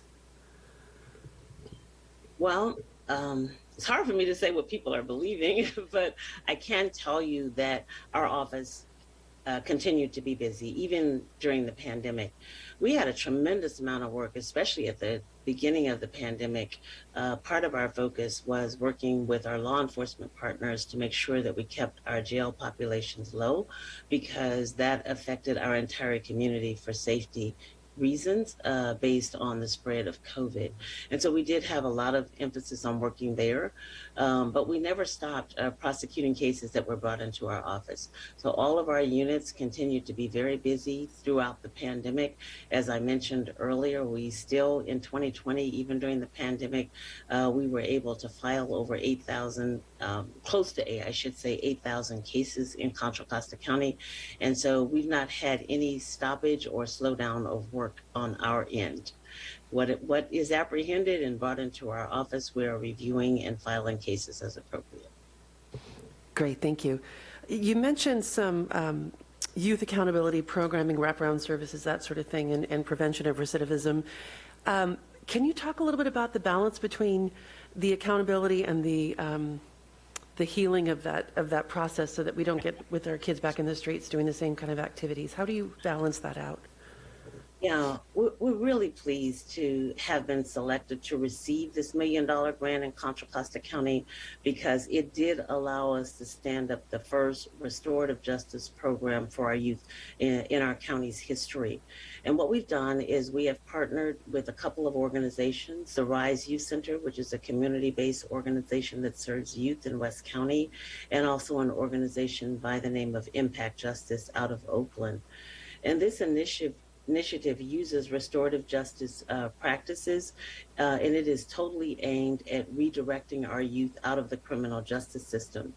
But it gives our youth, each of our youth, an individualized assessment so that they get the services that they need. Sometimes there has been trauma in their lives, so they're getting treatment for that, as well as holding them accountable for the crimes that they have committed. Our victims have a voice in this program as well, and it is totally aimed at getting them the services that they need, because at the end of the program, once they successfully completed, we don't want to see them back in our criminal justice system. So it's aimed at reducing recidivism in the criminal justice system. It's patterned after programs that have already taken place in other counties, Alameda County and others, who've had a very high success rate using this same methodology. And so we feel we're on solid ground to be able to help our youth in Contra Costa County through this program. Thank you. My last question is about some of the community policing that is being discussed in a lot of councils. And when I say that, I think programs that are outside of crisis response that the police respond to, but that other kinds of programs respond to, and the alternate, is it 988 phone number, those kinds of things that are different from what the standard police response to crisis. How do you feel about that? Well, we're very pleased to see the additional resources that are going in to this particular area. One of the things about law enforcement is that is the place that we call whenever we or any of our families are in crisis. We call 911, and we call police because they're open 24/7 and they respond. But at the same time, our society has placed so many different problems on our law enforcement agencies that they're not always equipped to handle. And I'm really thinking about those who have mental illness in our communities and those who have drug addictions in our community. And when families are in crisis, that is who they call. And it's great to see that we're putting additional resources in to other responses other than having law enforcement take the sole role for families who are in crisis, especially around mental health. We know for example, that in Contra Costa County, we've had the core teams that respond as well as the MET teams, which have been very, very helpful. That the MET teams are where we have a mental health professional paired with our law enforcement officers to respond to those times when families are in crisis, so that the mental health professional, when appropriate, can take the lead in responding to that family. So all of those resources, I think, are very helpful to us, getting the funding into the additional line so that families who are in crisis have another option to call when there is a mental health crisis in their families, and that we're not putting the burden of all of those kinds of issues on our law enforcement partners. Thank you. I think that it all sounds like a very productive process. My last question would be around response. And I think when you're talking about having a mental health professional available to go along with the police officer, it seems like it makes a lot of sense. But if it's through an alternate program, are they going to be able to have the same response times if they're scattered throughout the county and reaching into areas like, say, far East County, if they're centralized in Central? Or I'm not clear on how that works, so I was hoping you could explain that. Mm-hmm. Well, I think each, and Chief Threets, you can chime in, because I know that you probably have some very specific information from law enforcement, but we've had different communities actually fund the mental health teams that go out with law enforcement. It has not been necessarily a county-wide effort. I know in certain communities, though, certain city councils have funded those units. And what we're talking about now is hopefully getting a better response from our county level. I know that the Sheriff's Department is also putting funding into funding those teams as well. Chief Threets, can you add anything about how those MET teams work in each of the individual cities? Yes, ma'am. You pretty much hit it on the head. It's a multidisciplinary team that responds to these incidents together. And ideally, they respond to the incidents and the individuals before they actually occur. So the idea is that they have an ongoing working relationship with certain individuals in the community, and they're able to address their issues when they go into crisis, and hopefully help prevent them from going into crisis. The police officer also serves as kind of a liaison to the mental health community, and the mental health community person as a liaison to law enforcement. So together, it's a solid multidisciplinary approach to dealing with these kinds of issues. Great, that was wonderful. Thank you very much for your help. I have a quick question. Well, first of all, I think it's great that you're dedicating resources to the environmental work, because that's not something we hear a lot about. So out here, that's a big topic. So I think that's great. Also to the Youth Restorative Justice Division program, the Mental Health Division Diversion program, and the implicit bias training, I think is fantastic. So I really appreciate that. But I do have a question. Like you said, there's a lot of noise about the smash and grabs and some misconceptions about what's happening. And like you said, you really are prosecuting. You're out there doing all of that work. Is there any work being front-loaded? Is there, I've heard that a lot of this was organized online. Do you have a unit that tries to catch these things before they happen, or how are we addressing that? Mm-hmm. The smash and grabs, and really this is a modern problem to which we're all trying to find the most modern solutions.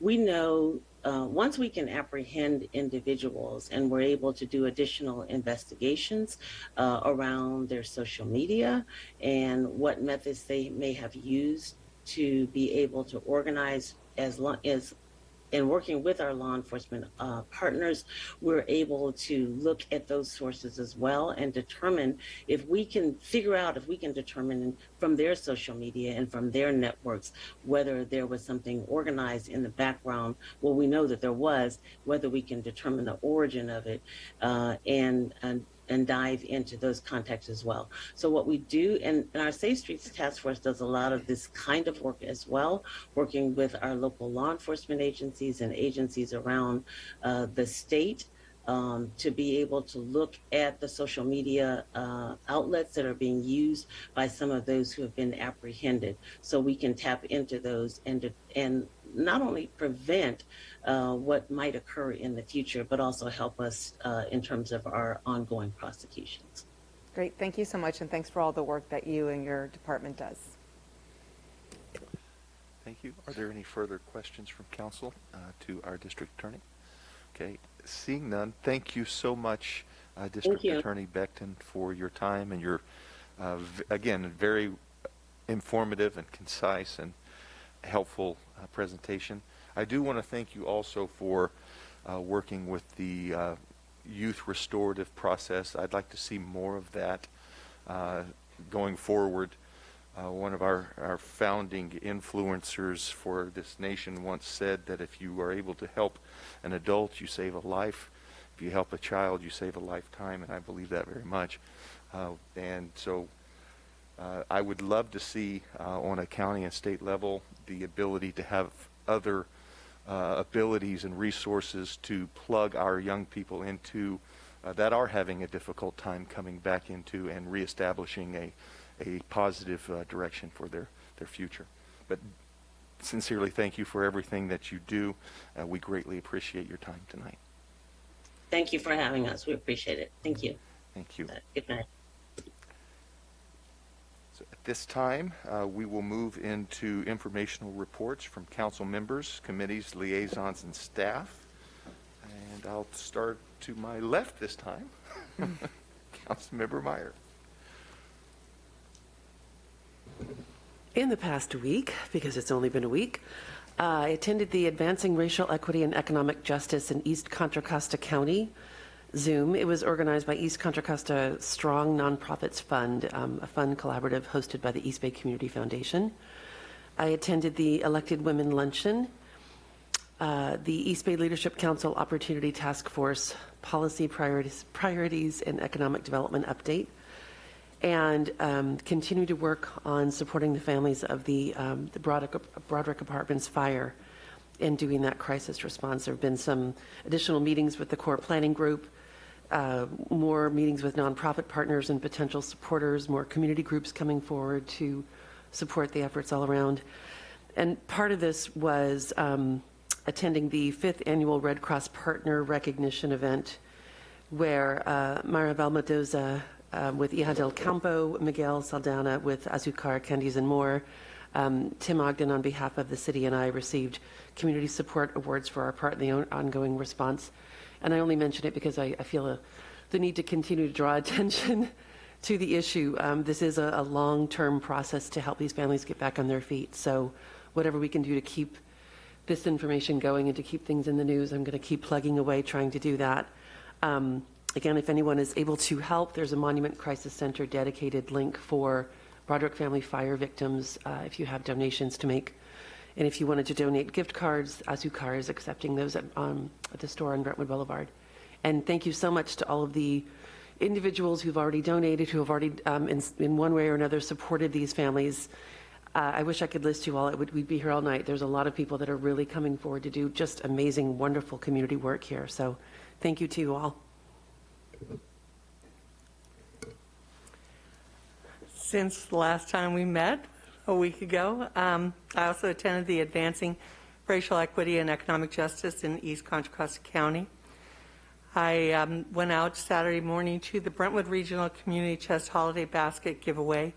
This year they were able to support 303 families with toys for every child in the family, as well as turkey and all the fixings for a turkey dinner, and in addition, more food than that, so that there's lots to eat over the holidays. I attended the Azucar and Candies and More Christmas Posada over the weekend, and the Land Use and Development Committee meeting where we discussed the priority events for the economic development grants, and those will be coming to us, I believe, in January. And that is all I have to report. Thank you. Since the last time I met, I also attended the Advancing Racial Equity and Economic Justice in East Contra Costa County. I attended a Zoom with Dr. Fernando Guerrero from Loyola Marymount University regarding housing and homelessness. I was a translator for a vaccine clinic at the Oakley Community Center, which was a joint effort between Hijas del Campo and the City of Oakland. So thank you, Anissa Williams and Sue Higgins, for that, as well as Contra Costa County Health Department, the California Department of Health. And it was really cool. Colin Kaepernick's organization sponsored it. So they brought food trucks. El Pastor Papi came and donated food, and he also brought like $1,000 worth of toys. So it was, the clinic was geared towards field workers. So it was a great night. Let's see. And then also the Las Posadas at Azúcar, my family sponsored the event, so I attended that, and thank you, Karen, for coming out, and Vice Mayor came for a few minutes as well, and that was organized by Miguel NGO, the owners of Azúcar. Let's see, local meeting with Jerry McNerney, and let's see, land use and economic development meeting, and the East Bay Leadership Council's policy priorities for the upcoming year, and hearing from local economic development directors around the waterfront projects and grants. And that is it. Thank you. Since the last time we met, I attended the Habitat Conservancy Board meeting where we were able to partner with the East Bay Regional Parks to purchase another component of the former Roddy Ranch golf course and residential area that was a high priority for some of our grassland needs as far as mitigation is concerned. That will go to help that park with the 68 square mile access for future use for our residents here. And then I attended the Tri-Delta meeting and the Airport Land Use Commission meeting. I also attended this weekend Wreaths Across America at the Union Cemetery, where we partner with Wreaths Across America and the Daughters of the American Revolution to honor all of our veterans that are buried at the Union Cemetery. There was a great response there, many people there, and there was a group of saxophone players called Sax Fifth Avenue that are all local saxophone players, and they did an outstanding job with the national music as well as Christmas music, as many families were volunteering to put the wreaths on the graves of our resident military veterans. And as soon as I was done with that, I, as quickly as the legal speed limit would allow me, got over to Brentwood Elementary School and got there just in time to see the last 2 barrels loaded up, and thank all of the workers for the Rotary and the Brentwood Regional Community Chest that have done just such an outstanding job helping the families in our community.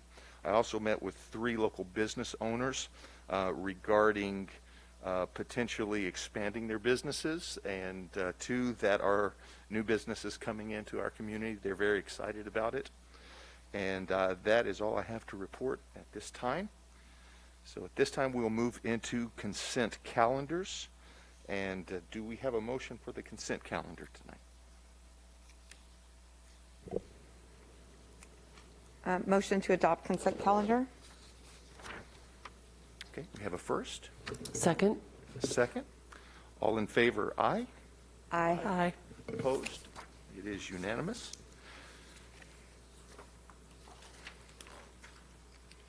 Okay, we will move into business items. Item D1. This pertains to amendments to the city capital improvement and operating budgets regarding Lone Tree Way roadway improvements, and Mickey Sabota will now present on the item. Mickey. Good evening, Honorable Mayor, Council, and the general public. For those in the public that can see me or can't see me, my name is Mickey Sabota, Director of Public Works. I'll make this short and sweet. So earlier this year, staff from the Brentwood Union School District approached us to let us know that they've got plans to construct a new school on property that they own at the northeast corner of Smith and Big Basin Drive. Since that time, we've been working. We've had multiple meetings at staff level, collaborating, coming up with ways to address our concerns. Obviously, one of the largest concerns that we've got is traffic and traffic impacts from a new school. through a collaborative effort, we've kind of identified ways where we can address some of the traffic impacts. The school district will be working on doing a lot of the frontage improvements for the school, like on Smith Road and adding sidewalk on Big Basin Drive.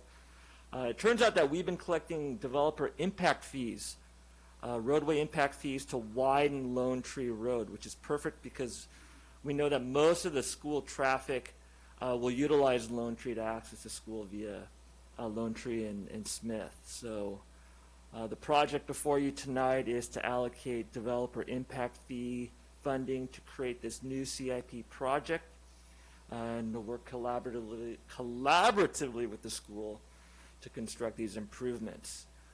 Total improvements, if we were to ultimately do the full 4 lanes for Lone Tree along the section, it's roughly $16 million. Impact fees are only going to cover about slightly less than half of that, so we are anticipating doing some interim widening. Most likely we'll construct this traffic signal at Smith and Lone Tree. We may need to acquire some private property for right-of-way to accommodate the widening. And our ultimate goal is to construct these interim improvements in conjunction with the opening of the school, which is tentatively scheduled to be around 2024-ish. This pretty much concludes my presentation. I'm available to help answer questions, and we also have Robin Schmidt from the school district as well, if you've got any questions for the school district. Are there any questions of staff regarding this item? Okay, thank you. Seeing none. Thank you. Then we will open public comments, and I'll turn it to you, Margaret. I received no written public comments on this item. If you wish to speak on this item, please raise your hand using the Zoom feature. I'll call your name if provided and unmute you to speak. Remarks are limited to 3 minutes per person, and your microphone will be muted after the timer has expired. And I do have one hand raised. I'll go ahead and call on Carolina Villaseca. Carolina, go ahead. Thank you. I just want to stress how important this project is, not just to the city of Brentwood, but to the school district. We desperately need that school built there. A lot of the schools are overflowing, and I think that this build is extremely, extremely important. So I'm looking forward to these improvements being made. And in terms of any other projects going on in the area, the school must take priority. So that was my comment for tonight. Thank you. Thank you. There's no additional speakers with their hands raised. Oh, I do have an additional speaker, too. I'll go ahead and call on Rod, followed by Ian Cohen. Rod, go ahead. Yes, thank you. Sorry to jump in. I'm just looking at it. I was curious if there was a graphic that showed better where this road expansion is. I don't know much about the school, but I do know about Lone Tree, and it has these weird places where it narrows down. So I'm just kind of curious, and I think maybe other people in the public might be, to understand how this road expansion would work, about whereabouts it is. I know it's between O'Hara and I think Schmidt. And also, while that's going to loosen up traffic, it's also going to be a school zone, so it's going to be, 25 miles an hour through there during the school hours. So I'm just really interested to see more about this project. Thank you. Thank you. The next speaker is Ian Cohen. Can you hear me? Yes, go ahead. All right. Good evening, Honorable Mayor and City Council. I think this project would be great. We do need another school from Brentwood Union School District. And also, Lone Tree does need to be widened in that area. We all know how painful that road can be in that area. I was driving down there learning how to drive last night. So, again, please do this project, and happy holidays, City Council.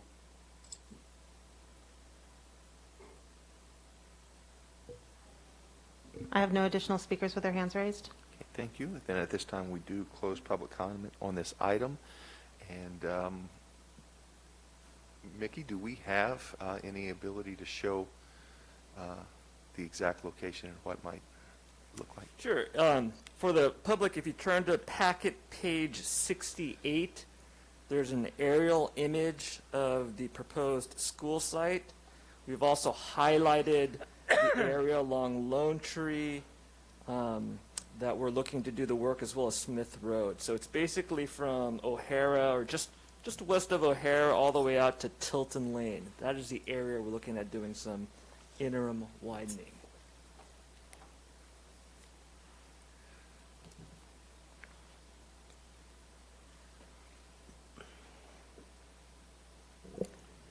Can I ask a quick question? Do you have the plans for the school? Like, is there going to be a loop, or like just they're looking at the traffic, right? Just to make sure. I mean, I think this is great. I want more schools. I'd love more schools than this. But that's Smith Road, is that what it is? Or looks really narrow. How many lanes is that? Smith Road right now is a 2-lane road. The preliminary plan to the school, it does have a loop, and it's supposed to go on and off of Smith Road. It's supposed to access Smith Road. Do we think 2 lanes is enough? I mean, No, our plans are to widen that to 4, Smith possibly Road? Possibly 4 lanes, if there's enough room. Yeah, because I was thinking that looks really narrow. It is very narrow. Okay. So we're looking at possibly 4 lanes now or in the future? Now. For Smith Road? For Smith Road. There will be narrow lanes, but we're trying to see if we can cram in 4 lanes. Okay. 4 lanes with parking? No. Oh, that's going to be interesting. Again, we'll work out the details when we get through the detailed design, but there are issues when you've got parking on one side of Smith and you've got kids running across the 4-lane road. So we'll work through those details. We'll see if we can. Parking is important. Yeah. But there are certain DSA rules and laws on where you can and can't have parking in front of or near schools. Is there any further questions of staff regarding this item? If not, do I have a motion on this item, item D1? I'll make a motion as detailed in the staff report, adopt a resolution amending the capital improvement program and operating budgets pertaining to Lone Tree Way roadway improvements. I'll second that. We have a first and a second. All in favor, aye. Aye. Aye. Opposed? It is unanimous. Thank you. Thank you, Mickey. Item D2 pertains to the Innovation Center at Brentwood and a related marketing services agreement. And Josh Ewan will now present on this item. Josh? Hi, good evening, Mr. Mayor, council members. Happy holidays to all of you. Thank you for your time this evening. Joshua Ewan, City of Brentwood Senior Analyst in our Economic Development Department. Here to talk to you about an exciting project that's been moving forward for many years now. We just wanted to provide an update as well as kick off a new initiative to be able to market our Innovation Center at Brentwood. So as an economic developer, this is a great opportunity to tout the benefits of Brentwood to the regional community as well as on the national stage that Brentwood is here to play in the jobs universe, and we'd be glad to be the next location for employers of choice looking to serve the greater Bay Area. So with me tonight, if there are technical questions, we have Alexis Morris, Director of Community Development, as it relates to the PA1 specific plan on the technical side. But otherwise, I want to go ahead and roll through this. There's 3 items that we're looking to accomplish tonight. One is a recap of the Innovation Center master plan effort, which has been ongoing for about a year. In addition, we'll provide a status and next steps of the Priority Area 1 specific plan amendment and the California Environmental Quality Act analysis that may go with that, as well as what is really the material item to be discussed tonight is consider hiring a professional marketing consultant who will create marketing collateral to reach developers and end user tenants for the Innovation Center opportunity. So in your report, we provided a historical look at the PA1 specific plan area or Priority Area 1. Josh? Yes. Excuse my interruption. It does not appear that your PowerPoint is being shared through Zoom. Thank you.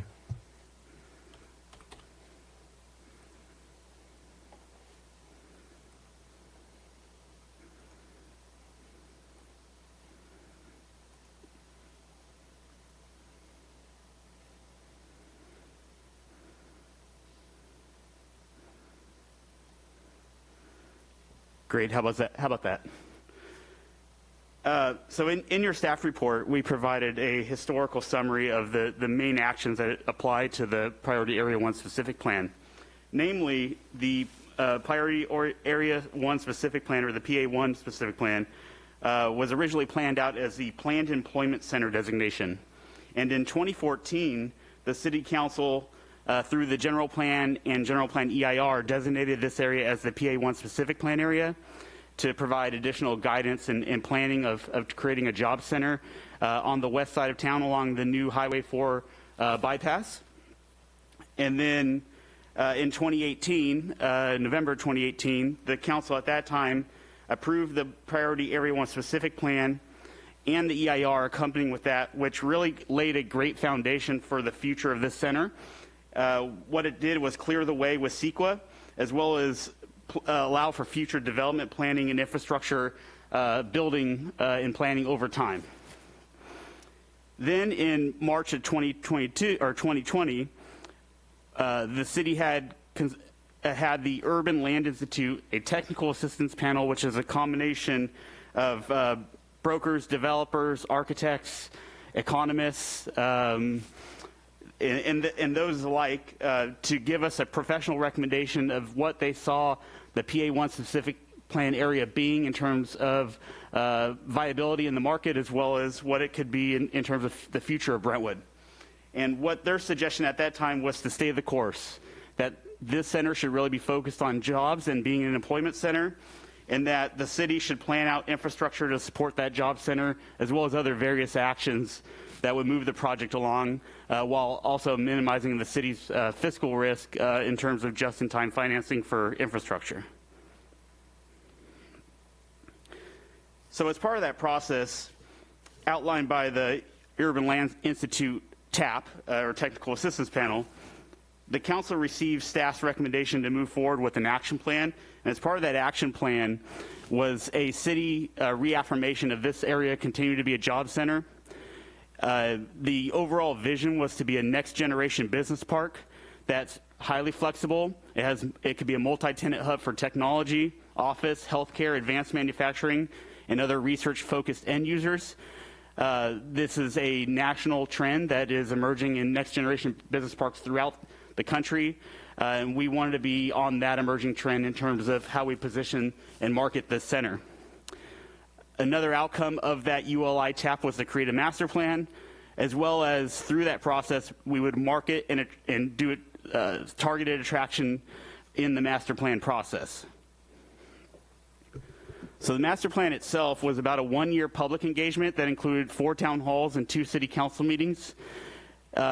We established a project website that had 416 comments from the public, which we incorporated into the overall planning process and reported back to the council. The consultant representing the master plan met with generally most of the property owners, if not all the property owners, in multiple meetings through Zoom and other means, as well as staff has engaged with a roundtable of property owners in the last year to provide input and updates regarding the plan itself and future potential changes and looking at opportunities for development. And then the consultant as well as staff met with the East Contra Costa Fire Protection District, BART, and Tri-Delta Transit to understand what their needs are for the community in this planning area. So as part of that, we did have multiple viable concepts, and in the spring of 2021, we were looking at multiple scenarios. And some of the common themes included maximizing freeway exposure to highlight the job-generating uses that could be here. We wanted to take advantage based on what we were seeing in the regional markets in terms of next-generation office parks relating to retail centers, because those are now being added to office parks like at Bishop Ranch and Hacienda Crossings. A suggestion through this planning process was maximizing the footprint for commercial uses and decentralizing residential allowed by the PA1 specific plan to benefit the parks in terms of infrastructure development and the proximity to those commercial areas, so you can really have that live-work environment between living in the PA1 plan area and then be able to work there as well. So what we landed on with the City Council and an approved vision is really this next generation job center. On May 11th, 2021, staff returned to the City Council along with the master plan consultant, and we asked for approval of a master plan concept, and at that time the council directed staff to move forward on these changes in the PA1 specific plan to reflect this overall approved master plan, as well as start towards a marketing endeavor and continue related work on future development of the site. And really, these are truly aspirational imagery, these renderings here. The overall plan is very flexible to the needs of developers on the commercial side, in addition to end users. So we want to be very flexible in our future approach to attracting jobs into the campus, but what we want to do is just cast a wide net that we are really looking forward to the future of Brentwood becoming a player in the regional jobs market, and we could easily facilitate development that would be on par with any other next generation business park, either in the San Francisco Bay Area or nationwide. So in the master plan process, we received a number of deliverables as part of that contract. We received a strengths, weakness, opportunity, and threat analysis, or a SWOT analysis.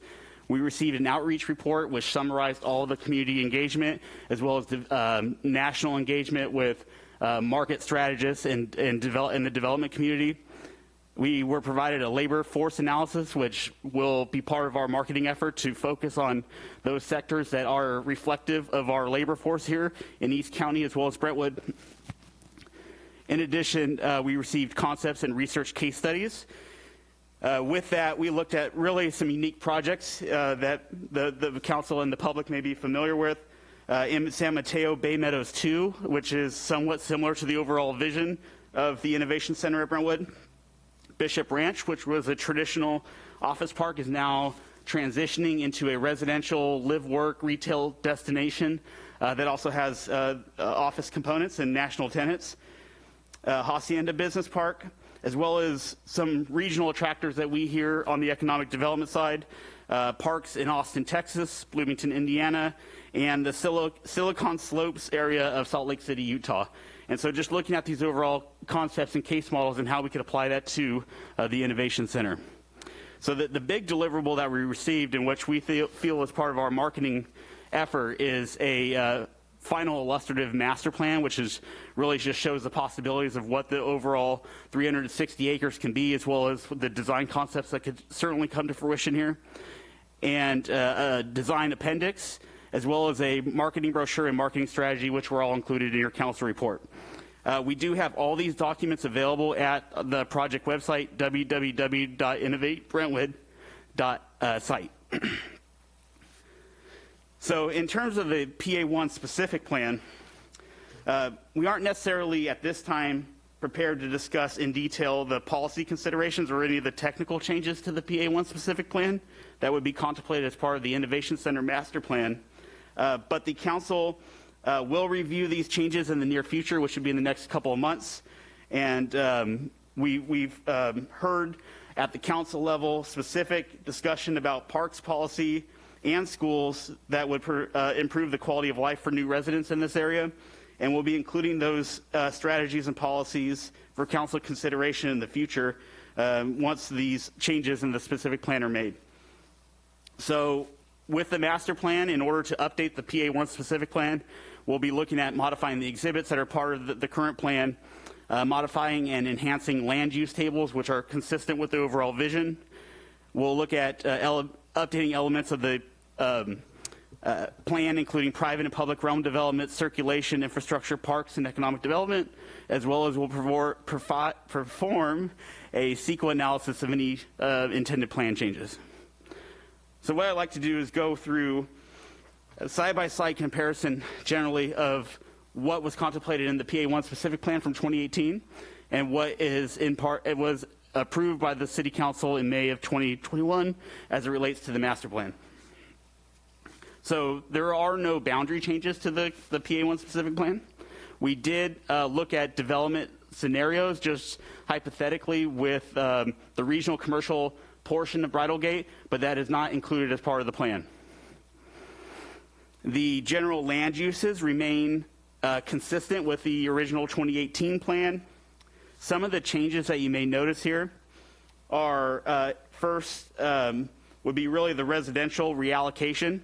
So the total capacity of residential does not increase from the original 2018 plan, but what it does do is reallocate it from generally the northwest side and the east side of the Highway 4 to more of a decentralized approach, which creates more of a vision of a live-work center.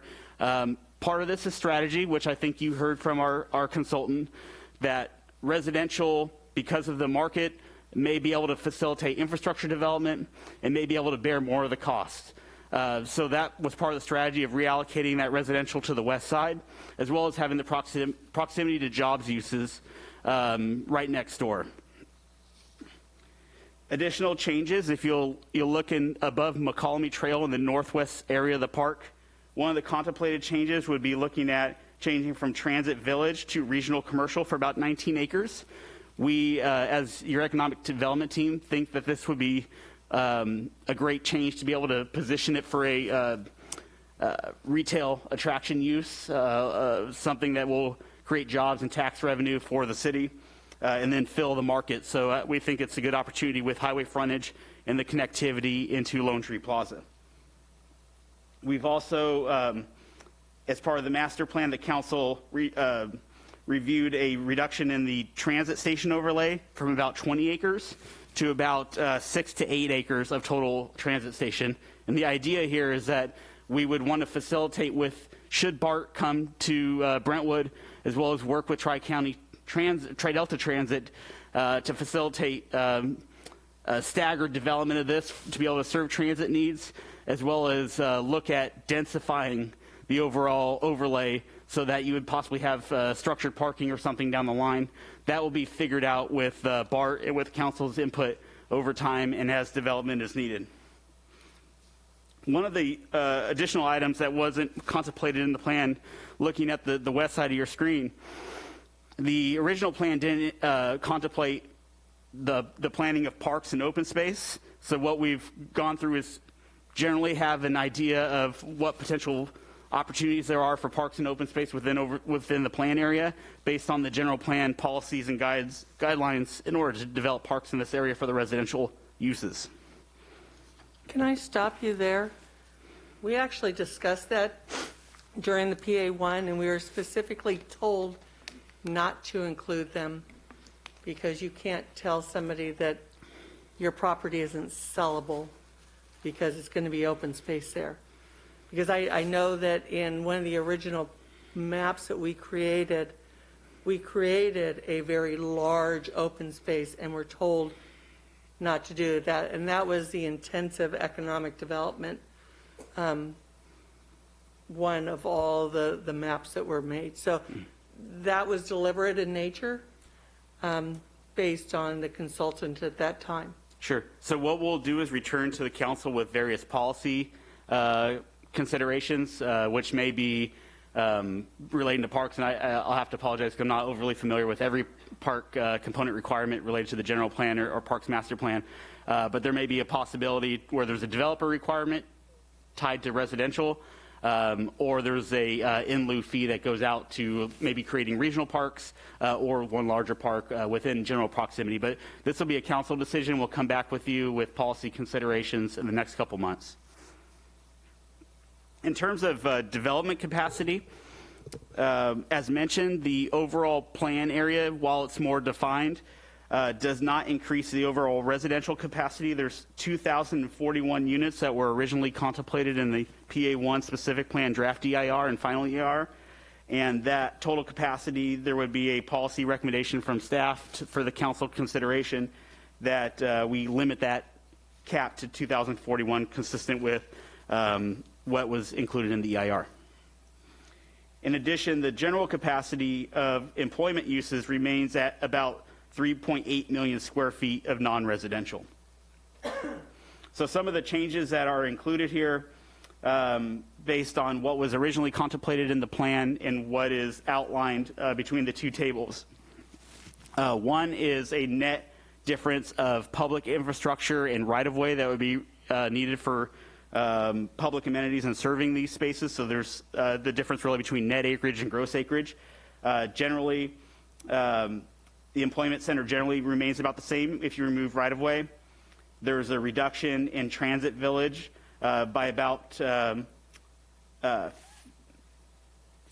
24 to 20 acres for that regional commercial shift, which you'll see up in your northwest corner there, the dark red. There's in addition, as in exchange for that, an increase in regional commercial by the same amount of acres. The multifamily, high-density residential, and all remain the same generally between the original plan, and as well as the public facility. The transit station overlay does reduce as based on the previously described strategy. As well, we are now including, based on general plan guidance in Parks Master Plan guidance, open space amenities, which could be private, could be public, a requirement of possibly 2,500 acres based on total population created within the PA1 specific plan area, as well as 2.5 acres for the McCollum Loop.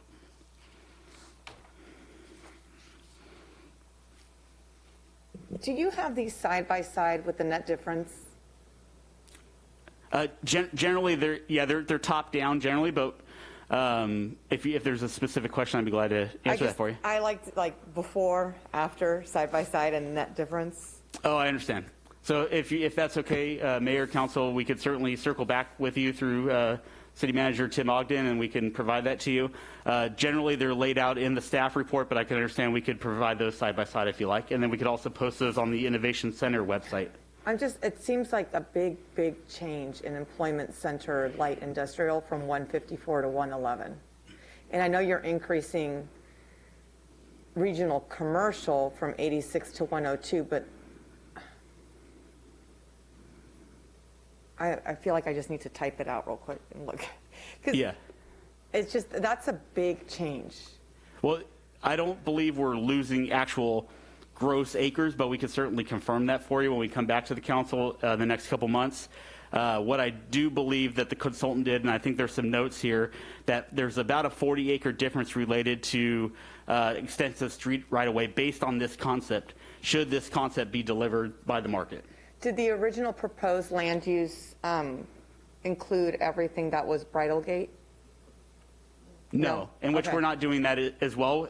There is a note here at the bottom that says it's not part of the specific plan area. It is currently designated regional commercial, so we thought there was some synergy there, whether it's a off-ramp related use that could maybe be hospitality, regional commercial, retail, or office park, and would lead, or even a medical use that would lead into the Innovation Center in the future.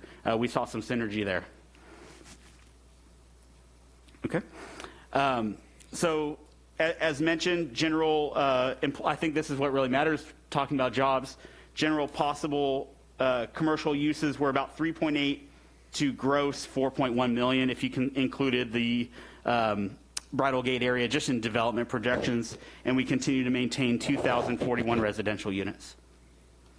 This is a general idea of what the circulation plan could look like. With a main spine road circled along a major campus, Innovation Drive, or to be determined drive. But these are all hypothetical based on market development conditions, what related to residential as well as commercial. The idea is we want to preserve as much commercial land to be able to create jobs in Brentwood. One of the strategies that were identified in the ULI technical assistance panel, as well as by the consultant team, was to make sure we focus on just-in-time capital infrastructure development, which is all part of a capital improvement strategy that our Public Works group is leading, as well as we have to look at what's required by private development and what the responsibility is within the overall park. And then the city, one of the items that we have talked about is how does a city facilitate commercial development? Should there be a market gap? And that may be through an enhanced infrastructure financing district or paying the offset of infrastructure costs or various incentives that may be available to create jobs here. And this, while we think we may refine this more, this is a general idea of what the amenity park space may look like based on the overall residential population, so that 25 to 30 acres of parks development. This may be altered in the next couple months, and we'll come back to you if you'd like to give us additional direction through the approval process. So with that, tonight we're looking at hiring a professional marketing consultant that could really start working ahead of this potential plan change. And then once that plan change is in effect, we'll go out to the market and say we're ready and we're open for business. Now, right now we're open for business, but we do have, I think, in the master plan process, this council has approved changes that really make this a little bit more market ready. And so we want to be able to go out to the market and tell everyone that the city council and the city is ready to proceed with shovel-ready projects. By spring 2022, the council will be able to review an amended PA1 specific plan, all of the exhibits, and we'll ask for more council direction and potential approval. And then from spring 22 ongoing, as mentioned, we'll release the marketing information and we'll target developers and continue to move on a marketing plan. So in terms of marketing the Innovation Center, the master plan in its base is really a marketing tool that we can use and build upon. What we received from the consultant during the master plan was a marketing brochure and appendix. Very nice looking. We focused on quality of life and the various amenities that make Brentwood very unique and special. We also have very nice architectural renderings that we can showcase the various possibilities that are here. What we will look to do is basically transition this from what we have on file and trying to move things forward. So we'd be looking to do a media marketing push to San Francisco, the Silicon Valley, East Bay, and Sacramento. But it doesn't stop there. We think the same information that we have available to these markets will apply across California and nationwide. Developers are looking to position in key markets, and we want to be on that radar. Additionally, we'd be looking at trade publications, digital media and social media, and then we'd be doing direct outreach with brokers, commercial developers, and end user tenants by creating this material. So in order to hire the consultant, we went out into the market to see what was available. We issued a request for proposals where we received 5 proposals from very highly qualified firms dealing in real estate and digital marketing. We interviewed 3 of the top respondents. And the Savage Bureau, while it's a very unique name, they are very qualified. They've worked with multiple national level office developers and life science developers, both in the Bay Area and throughout California. And so we're pretty excited to be able to partner with them with your approval, that they bring a real estate marketing experience, and they have active projects that are currently on the market that are high profile. And we want to be on the same wavelength as some of those other projects. So as mentioned, the Savage Bureau has national level developer clients, and they can help us position the marketing strategy and all of the media collateral that would look towards office, life sciences, R&D, and other commercial projects that may fit our market well. So here was an example which we included in the staff report of just some of those projects. Mission Rock, which is in San Francisco outside of what was, I believe now it's Oracle Park. So this is a life sciences center, and that's headed by Tishman Speyer. They basically put together a marketing profile and refined the branding and came up with some of their brochure information. They're also, if you look in the center of your screen, positioning that on LinkedIn, which they feel is a very good tool to reach the market. And so they came up with some concepts of that opportunity in San Francisco. An additional concept was Elko Yards in San Mateo, which is in the Redwood City, which is in the just outside of downtown, 60-acre campus or so, mixed use. And so they built a very nice website, which we thought was pretty impressive. We want to leverage some of that information, as well as all the collateral that goes along with that. And they've also come up with a unique concept in Moffett Green, which is Moffett Field, down, I believe, in Cupertino, Silicon Valley area. So with our recommendation, we would like to spend $43,000 for this consultant contract. They will provide all the marketing collateral, and then the economic development group, based on our operating budget, will go out and buy all the ads and do all the social media production or promotion. Of that $43,000, it's already existing in budgeted funds in your general fund economic development marketing materials, strategic initiatives, as well as in our operating budget. So $30,000 from your strategic initiatives budget for industry marketing, as well as $13,000 from our operating budget, which is available to use here. So with that, we're looking for your approval to move forward and adopt a resolution which would allow the city manager or designee to execute a professional services agreement with the Savage Bureau, Inc. for marketing services for the Innovation Center in an amount not to exceed $43,000. Thank you for your time. I'd be glad to answer any questions you may have. Questions of staff? I've got a couple. First off, in going through their designs, I noticed that they've got a theme of using like a color with the rest of it in black and gray, like Elko Yards is orange with the kind of charcoal and white, and then the Moffett Field was the purple, and it looks like those are used possibly for web ads, maybe on side banners or side banner or top banners. Pages 124 or 123 and what's the one above? 121 and 119. Where I don't know, I'm not real attractive in the way that they utilize those, and I don't know, maybe those aren't, they look like they should be bookmarks for something, not necessarily an advertisement. I don't know, is that what we are expecting from this company, is something like that? Thank you. That's a good question. So we'll define what those items will look like as we go. But I mean, we want to do them to the best of our ability. We want Brentwood to be highlighted in a very positive light. So we want to make sure we're doing all we can to request and move the consultant forward so that we get a quality product. We'll do it the Brentwood way. We have a pretty good team of marketing folks that we work through Better in Brentwood. We can pitch ideas off of each other. We can, obviously work through committee if that's what you'd like for us to return to. We can certainly do that for input. But yeah, we can certainly pass on comments to the consultant, and we'd be glad to work with them and make sure we're getting a nice quality project. Yeah, those the coloring type things aren't very impressive. Also, you had in there the labor force analysis. I'm not sure if that ever came back to us.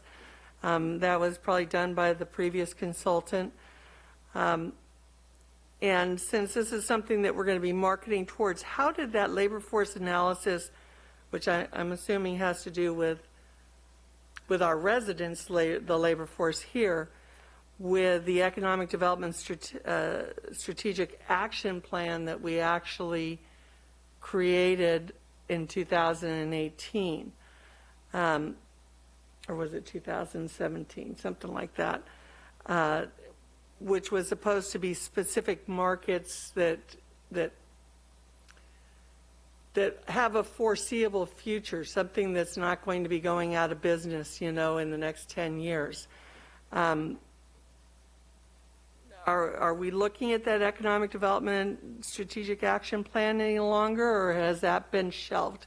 Because the idea was to actually be an action plan, that we were supposed to use that and not use it as a what do you call it, a coaster. So no, we're not using it as a coaster. There are items in that have resonating effects: retail attraction, hospitality, hotels, ag enterprise, and vertical integration. How do you work with the farmers? There's kind of the labor pools that are identified in that action plan reflect generally what Kaiser Marson Associates, who's the outside consultant in the master plan process. The labor force study generally does that. Obviously been updated. COVID continues to change kind of what our labor pool will do, and I believe that, in my impression, that we're upskilling. And so it's a good thing in order to attract future development. And so what we do is we look at regionally what's available to us, and the labor force study did do that within East County and what could feed into our market. And I think the main component is what really makes sense from a developable market standpoint for an office developer. And the challenges there are construction costs are high in the current market, and office rents are generally low just because of general concerns to COVID and other factors in East County where we're not really known as an office market.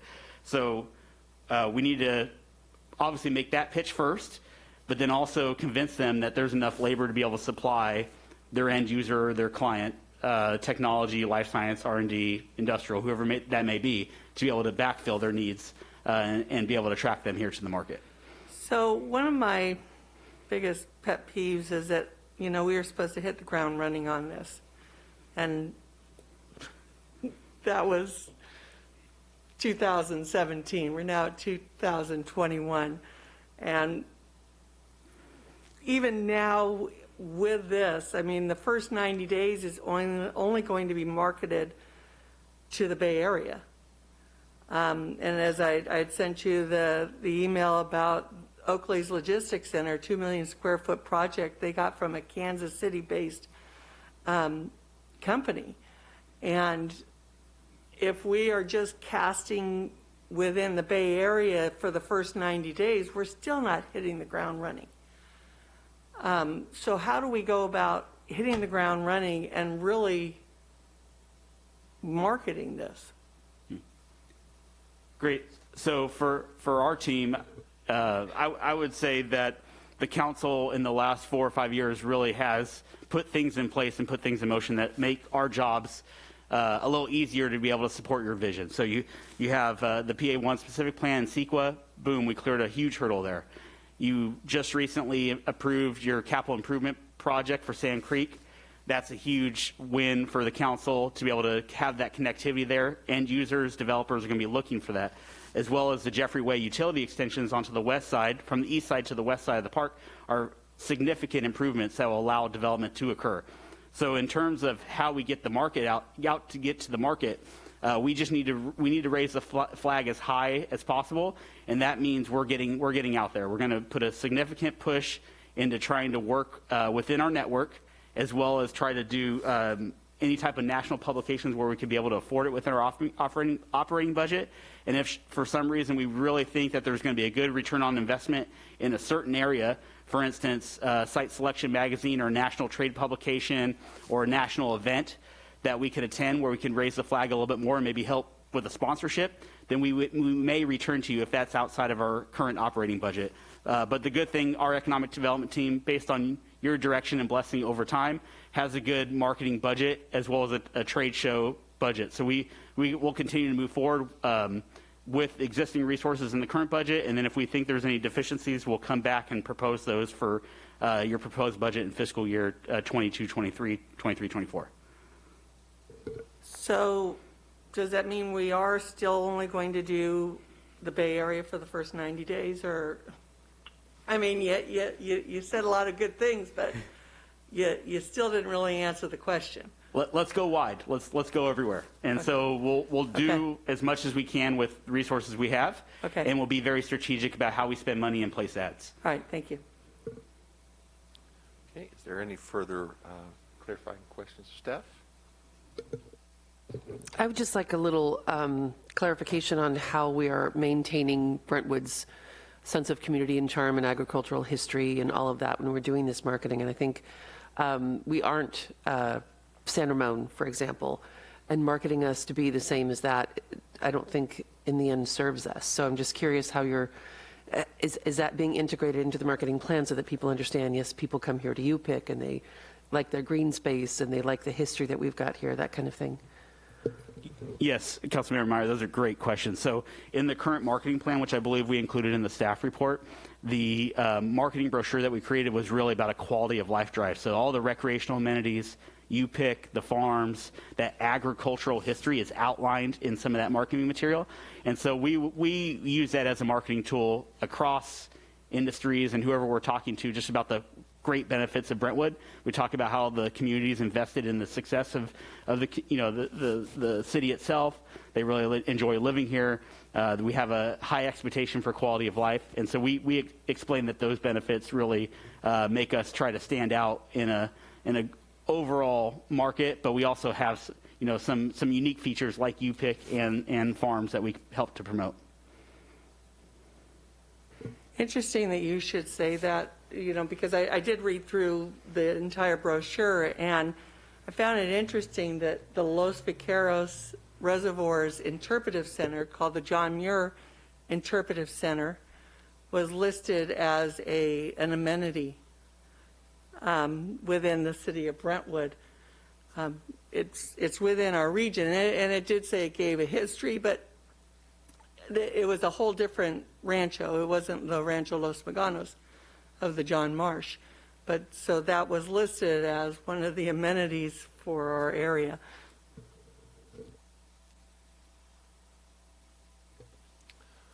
Okay, thank you for those questions. If there are no further questions, clarifying questions of staff, we will open public comment at this time on this item. Turn to you, Margaret. I received no written public comments on this item. If you wish to speak on this item, please raise your hand using the Zoom feature. I'll call upon your name if provided and unmute you to speak. Remarks are limited to 3 minutes per person, and your microphone will be muted after the timer has expired. I do have 2 hands raised. I'll call on Rod, followed by Carolina Villaseca. Rod, go ahead. Thank you. I have an echo, so it's gone now. Thank you. I am always really excited to learn more about the Innovation Center project, the plans, and to see the graphics. It's really great. I think it's not an exaggeration at all to say that the Innovation Center is Brentwood's moonshot. This is you can't really overstate the importance of this project to our city. The way our city is now, it's a jobs desert, right? We've got plenty of places to live, no place to work. And there's historical reasons for that, and I won't go into that tonight because I have 3 minutes. But Brentwood desperately needs an economic engine. We need something to keep the city thriving. As we approach build-out, we're not going to have developer fees anymore, and a residential tax base will not support a city. We need a commercial tax base just to thrive. We need to have opportunities for the next generation of Brentwoodians, who by and large will be the first generation of Brentwoodians born and raised in Brentwood. And you think about that. We're raising families here. People want their children to be able to stay home. So another echo. So yeah. Thank you. So let's go ahead and do our best and put everything we can into this. A failure is something we just can't afford, and I really look forward to seeing this happen over the next several years. And I think this is a great thing for the city. Thank you. Thank you. The next speaker is Carolina Villaseca. Carolina, go ahead.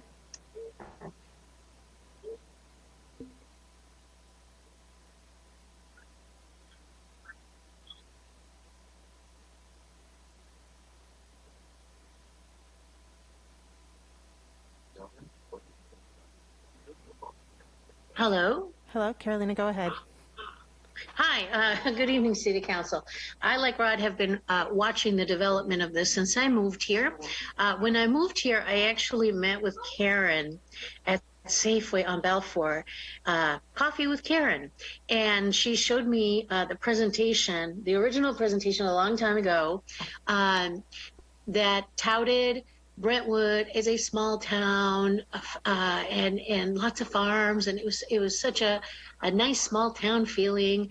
And I thought, holy cow, no one's ever going to move here who's a serious business owner who wants to establish themselves, because we are that is not attractive to any company coming out here that would have jobs that are substantial.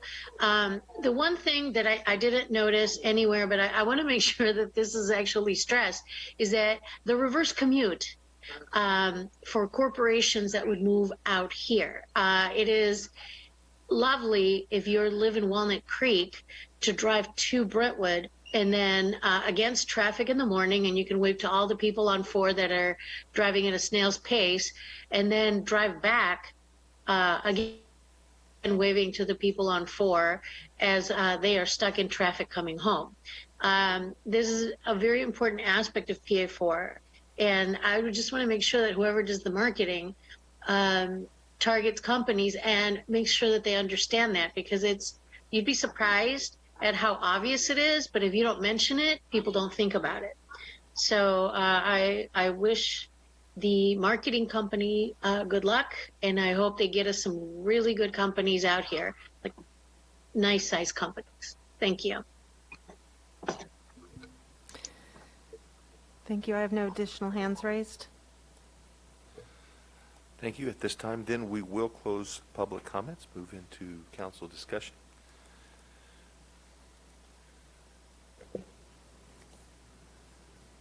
I'm excited. Let's just get it done. Okay. I've been waiting for a long time, so let's just get it done. Do I have a motion on this item? I'll make a motion as detailed in the staff report, adopt a resolution approving a marketing services agreement with the Savage Bureau, Inc. I'll second that. First and a second. All in favor, aye. Aye. Opposed? It is unanimous. Thank you, Josh and staff, for this report. I'm looking forward to seeing this move forward. And clearly, Mayor? Yes. I apologize for the interruption, but we've lost hearing you in the chambers for some reason. On the Zoom call. Can you hear me now? I feel Yes, like there we go. Thank you. So we missed the motion, but we saw your hand. Okay, well, the motion was unanimous to move forward with item D2. So thank you for letting us know that we had that problem. Moving into item D3, it pertains to the Park and Recreation Commissioner appointments. Earlier this evening, the City Council met with and interviewed applicants for the Park and Recreation Commission. Following the interviews and council discussion, the council voted to move Mr. Norman Cohen and Mr. Derrick Bullington forward for formal consideration. And at this time, if you have any clarifying questions, please raise your hand. Do we have any clarifying questions? Okay. Seeing none then, at this time we will open public comments. I'll turn to you, Margaret. I received no written public comments on this item. If you wish to speak on this item, please raise your hand using the Zoom feature. I'll call upon your name if provided and unmute you to speak. Remarks are limited to 3 minutes per person, and your microphone will be muted after the timer has expired. And I do have one hand raised. I'll call on Carolina Villaseca. Carolina, go ahead. Hi, good evening, City Council. I'm very happy to see that the 2 applicants that are moving forward. I'm calling tonight to advocate on behalf of Mr. Cohen. Mr. Cohen is very active in our community, as is his son. His son is a sophomore at Liberty High School, at Heritage High School, and he's doing some really fantastic work in the community. Having his father sit on as commissioner will also give this young man the insight into what it takes to serve in the community, and we might see a future commissioner in the making. I'm very excited about that. So that's my 2 cents. Thank you. Good night. Thank you. I have no additional hands raised. Okay. At this time, then, we will close public comment and move into council discussion. I do want to thank the commissioners that have served Julie Deck for doing an outstanding job. It takes a lot of effort and time and commitment.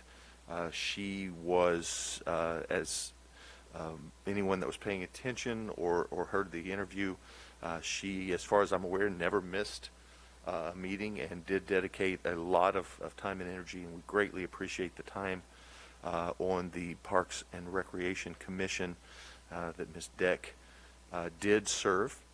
I will tell you that one of the great things about tonight and our process in selecting the two gentlemen that are going to be recommended to move forward is that every one of the applicants could have done an outstanding job. They were a pool of great individuals that interviewed very well, and each had some very good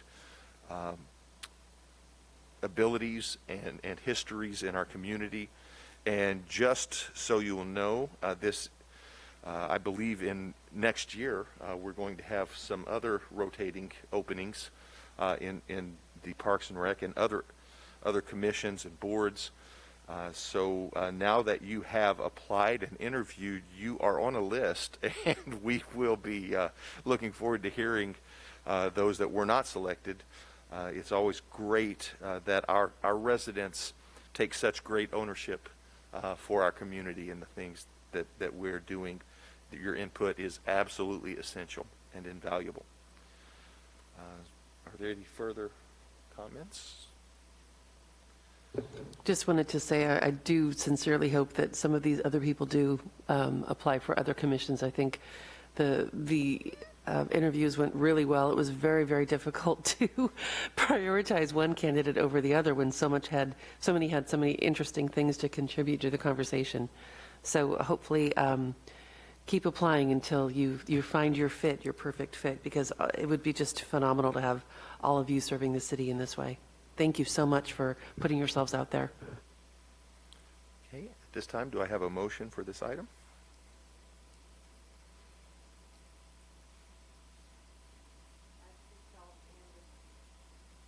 As detailed in the staff report, a motion to appoint Mr. Cohen and Mr. Bullington to 3-year terms on the Park and Recreation Commission. Second. I have a first and a second. All in favor? Aye. Aye. Opposed? It is unanimous. Congratulations, Mr. Cohen and Mr. Bullington. We are very much looking forward to your work for our community. Moving into items E1, new request for a future agenda item. Are there any new future agenda item requests? I don't know if this is an agenda item, but can we say we'll follow we'll follow the county rules with our masks when we're in chambers? Like, I don't know if we need an agenda item for that, or, I mean, we're all wearing them, so I think we all feel that that's okay. I don't have any problem with it. Okay. Just because it's kind of crazy out there. Okay, thank you.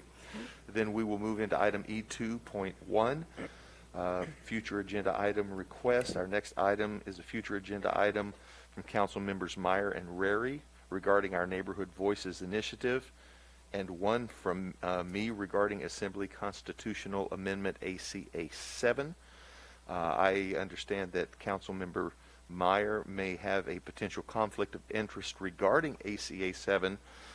So if it is acceptable with the council, I'd like to consider the two requests separately so that Councilmember Meyer may participate in the Our Neighborhood Voices Initiative discussion, if that's okay with council. So at this time,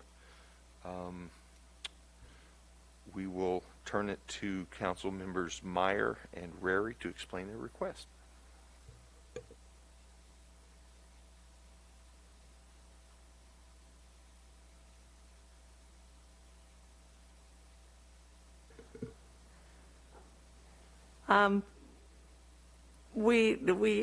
I asked for this to be added to the agenda and then found out Councilmember Meyer had also requested it. But with all the housing laws that the state is imposing on us, which we have no control over, SB 9, SB 10 we do, SB 330, the list goes on, and there's even more housing bills coming down. The state is unilaterally taking local land use control away from cities and counties. And I think that this Our Neighborhood Voices initiative helps us to take that control back and put local land use control where it needs to be, where we are aware of our roadways, we're aware of our schools, the infrastructure throughout the city, as well as water within our cities. So I think it's important that we voice as a city council that we don't want these housing laws that are being imposed on us, and that we want and support this initiative on the ballot. And I ask that my fellow council members also add their names to it. I made the request for us to consider this initiative because very similar reasons. And I think one of the major things is these bills are presented as a way to solve our housing crisis. Those words are used over and over again, where our most pressing need is affordable housing, and they do not address that issue to the extent that they're being presented. So I do feel like it's important for us to understand that each city should be responsible for understanding their own infrastructure, their own jobs housing balance, their own ability to maintain and to follow these bills to the betterment of their city, to the quality of life of their residents. So the way they are being presented as cookie cutter bills, I don't support them being a statewide push. I think it needs to be something that we stand up on and say that we are not going to simply sit back and let this happen. If we can do anything about it, I think cities that are considering it this way have a responsibility to really stand up and ask that the initiative be considered city by city across the state. Thank you. At this time, then, we will open public comments on this item. Margaret? I received no written public comments on this item. If you wish to speak on this item, please raise your hand using the Zoom feature, and I'll call upon your name if provided and unmute you to speak. Remarks are limited to 3 minutes per person, and your microphone will be muted after the timer has expired. I do have 2 hands raised. I'll call on Rod, followed by Carolina Villaseca. Rod, go ahead. Thank you, Margaret. Yeah, so SB 9 is a matter that's really a great interest to Brentwoodians everywhere. I just on Saturday, I made a post on social media, Facebook and Nextdoor, and linked to, I don't know if everybody knows that the Alliance for a Better Brentwood has a YouTube channel where we just repost the city council videos because it's just easier to go through them on a platform like YouTube than it is in the little box that's on the city site. So it's just a public service we do.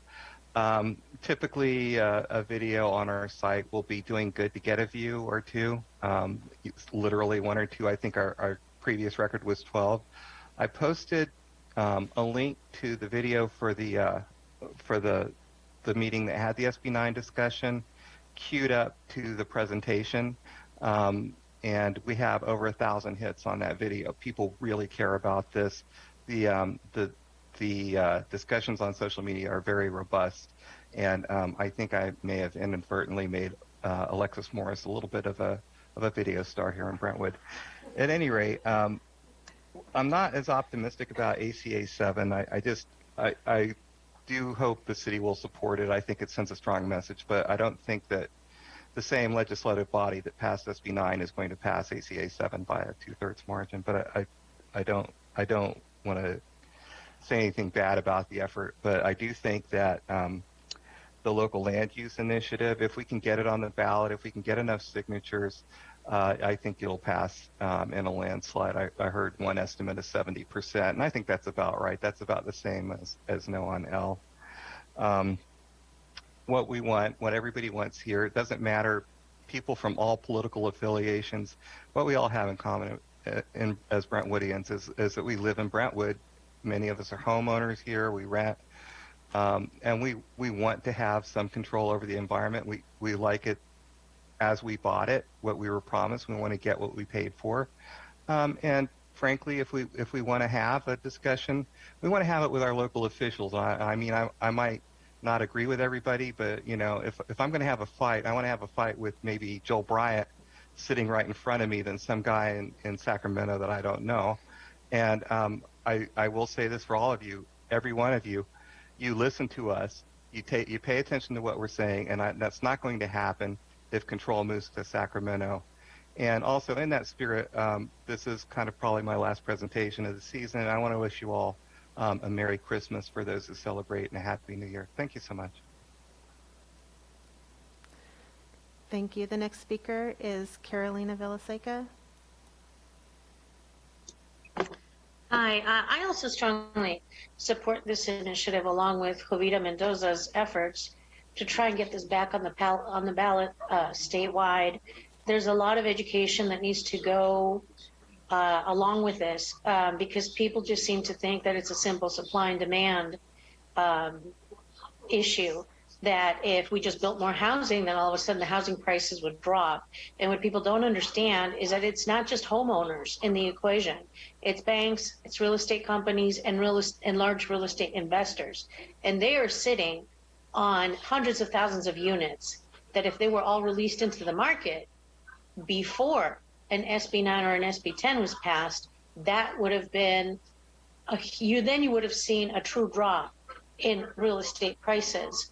Also, SB 9 and SB 10 don't take into account, like Rod said, neighborhood aesthetics.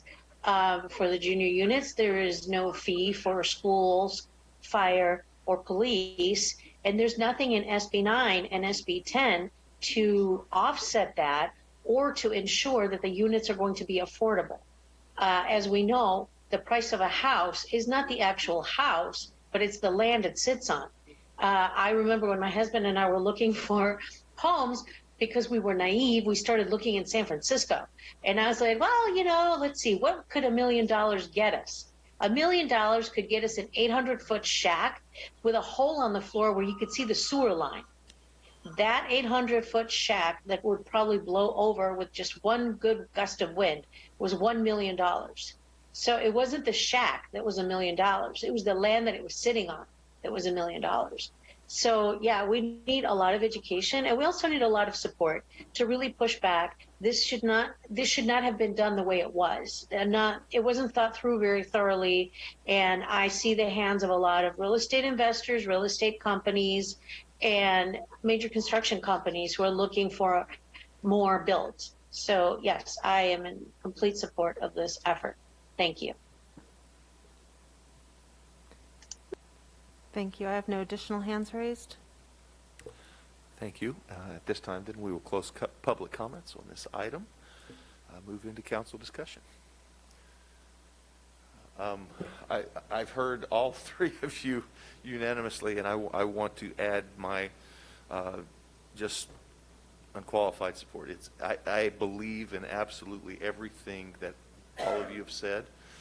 Without local control, it is an unmitigated disaster for every local community. And as Rod had said, and other speakers have said in the past, if we, as our local community, don't have a say in what it becomes, we're going to lose the things that made our community what it was, that caused us all to want to live here and raise our families here in the first place. Having said that, I would like some more information regarding this process. What cities are involved, how many signatures are needed, the process in implementing our ability to stand behind it, and maybe find a way to get other cities and councils to stand behind it as well.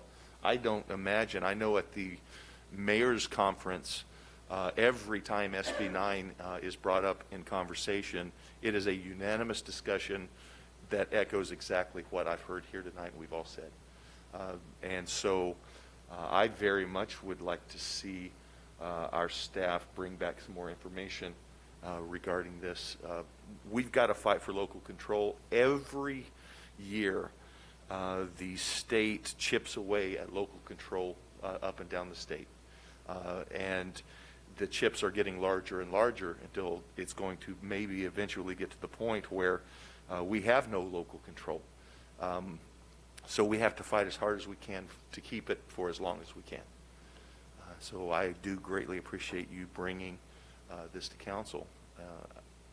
I would like to see this. I'd love to see it. I do appreciate all of you and great questions. I think that people have to ask the questions. It's when we stop asking questions that we end up in situations like this. So, yeah, I'm excited to have it come back. Okay. Do I have a motion on this from council?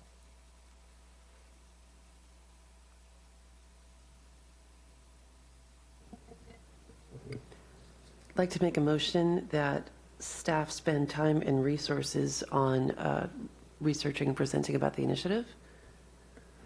Second.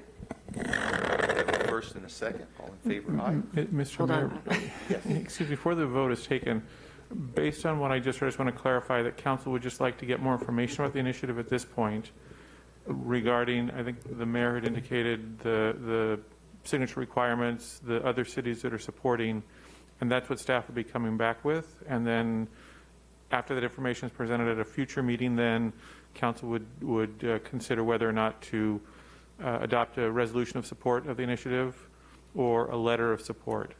Is that the motion? Can we do it all in one night, or do we have to like string it out? Like No, of course you could do it all in one night.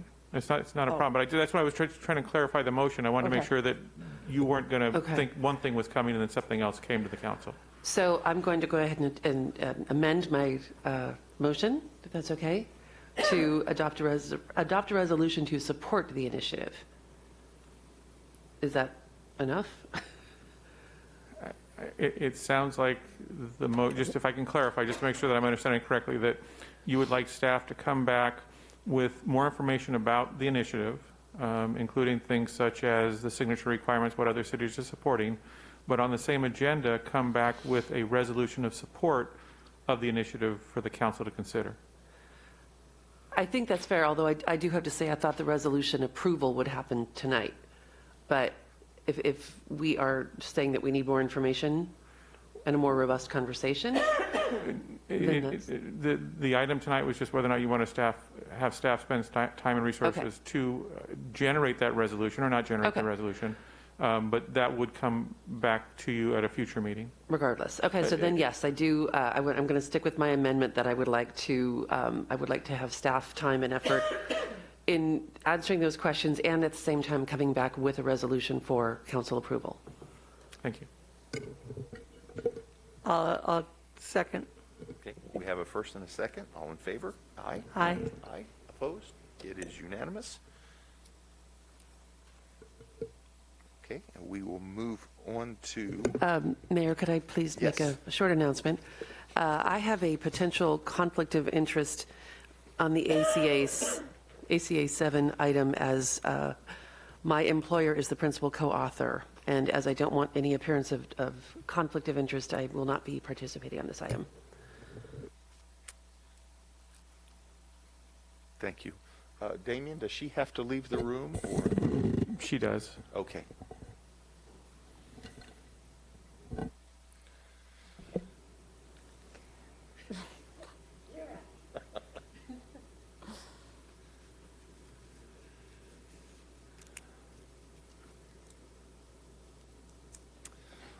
Well, to explain my request, in conjunction with the request that we just approved voting for staff to come back with, I would also like for us to do the same kind of process for ACA 7. Again, I agree. I don't remember exactly which caller, if it was Rod or Carolina, but either one of those, one of them said that they doubted the support of. I also doubt it, but I think that, and I do appreciate Senator Glazer for his co-authoring of this, and he has been a stalwart defender of our local control, even as a city council person, and the entire time he's been a senator. And I do desperately want to make sure that our residents get to control what our community is going to be. And so my request is to do the same process as previously passed with ACA 7 and bring it back for an opportunity for approval as well. Yeah, and I support that as well. ACA 7 was actually the framework for our neighborhood voices. Mayor Bill Brandt took that to legislative council in Sacramento. There's someone that will help you write an initiative if you'd like to have an initiative. So they go hand in hand. So yeah, I totally support that. Yep. It's kind of stalled. I mean, it hasn't moved since September, but yeah, but it's for the reasons that was mentioned. That they passed it overwhelmingly to put in those housing laws, and why would they undo what they just spent time enacting? If I may, before the council takes any action on this item, there should be an opportunity for the public to speak on it. Yes, thank you, Damien. I'm not accustomed to presenting the request. At this time, we will open public comments. I received no written public comments on this item. If you wish to speak on this item, please raise your hand using the Zoom feature, and I'll call upon your name if provided and unmute you to speak. Remarks are limited to 3 minutes per person, and your microphone will be muted after the timer has expired. I do have one speaker with their hand raised. I'll call on Carolina Villaseca. Carolina, go ahead. Thank you. I understand the skepticism that Rod expressed before about getting support for this measure. What I want to say is that sometimes our politicians pass legislation and once again, don't think it through real thoroughly to its natural conclusion and don't understand the consequences, the complete consequences of their actions. They think it's going to do A when in fact it does B. The only way they're going to know that there are unintended consequences from passing legislation is if we push back. So even though they just passed the legislation to take control from cities for housing, the only way to let them know is to then come back with counter legislation. And then if it is done in a large amount, if there's enough cities that come back and say, hey, we don't agree with this, and these are the reasons why, these are the things that you didn't think of, this would be the unintended consequences in our communities, here's the things that you left out of the bill, here's the things that you didn't fund, then maybe we'll get better legislation moving forward. So anyways, I support this because even though it does feel like you're beating your head against the wall, it's actually pushing back. And so I strongly support this. Thank you. Thank you. There's no additional speakers with their hands raised. Oh, I do. I have one more. I'll call on Rod. Rod, go ahead. Again, sorry for breaking it at the last minute. Yeah, just listening to what Carolina said, it makes perfect sense. And so, yeah, if it wasn't clear before, I do totally support this, and go get them. Thank you so much.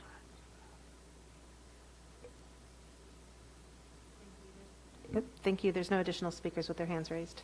Okay, thank you. At this time, then, we will open, close public comments, open council discussion. No discussion. Okay, do I have a motion? I will happily make a motion. I move that we direct staff to spend time and resources on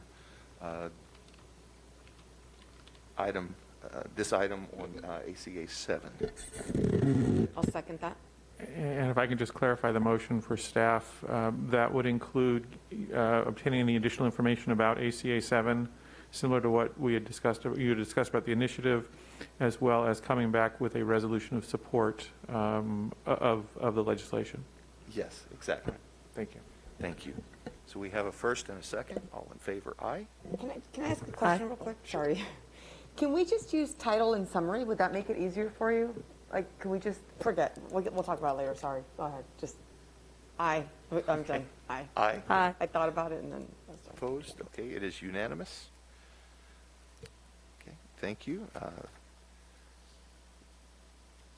So we will ask for Councilmember Meyer to return.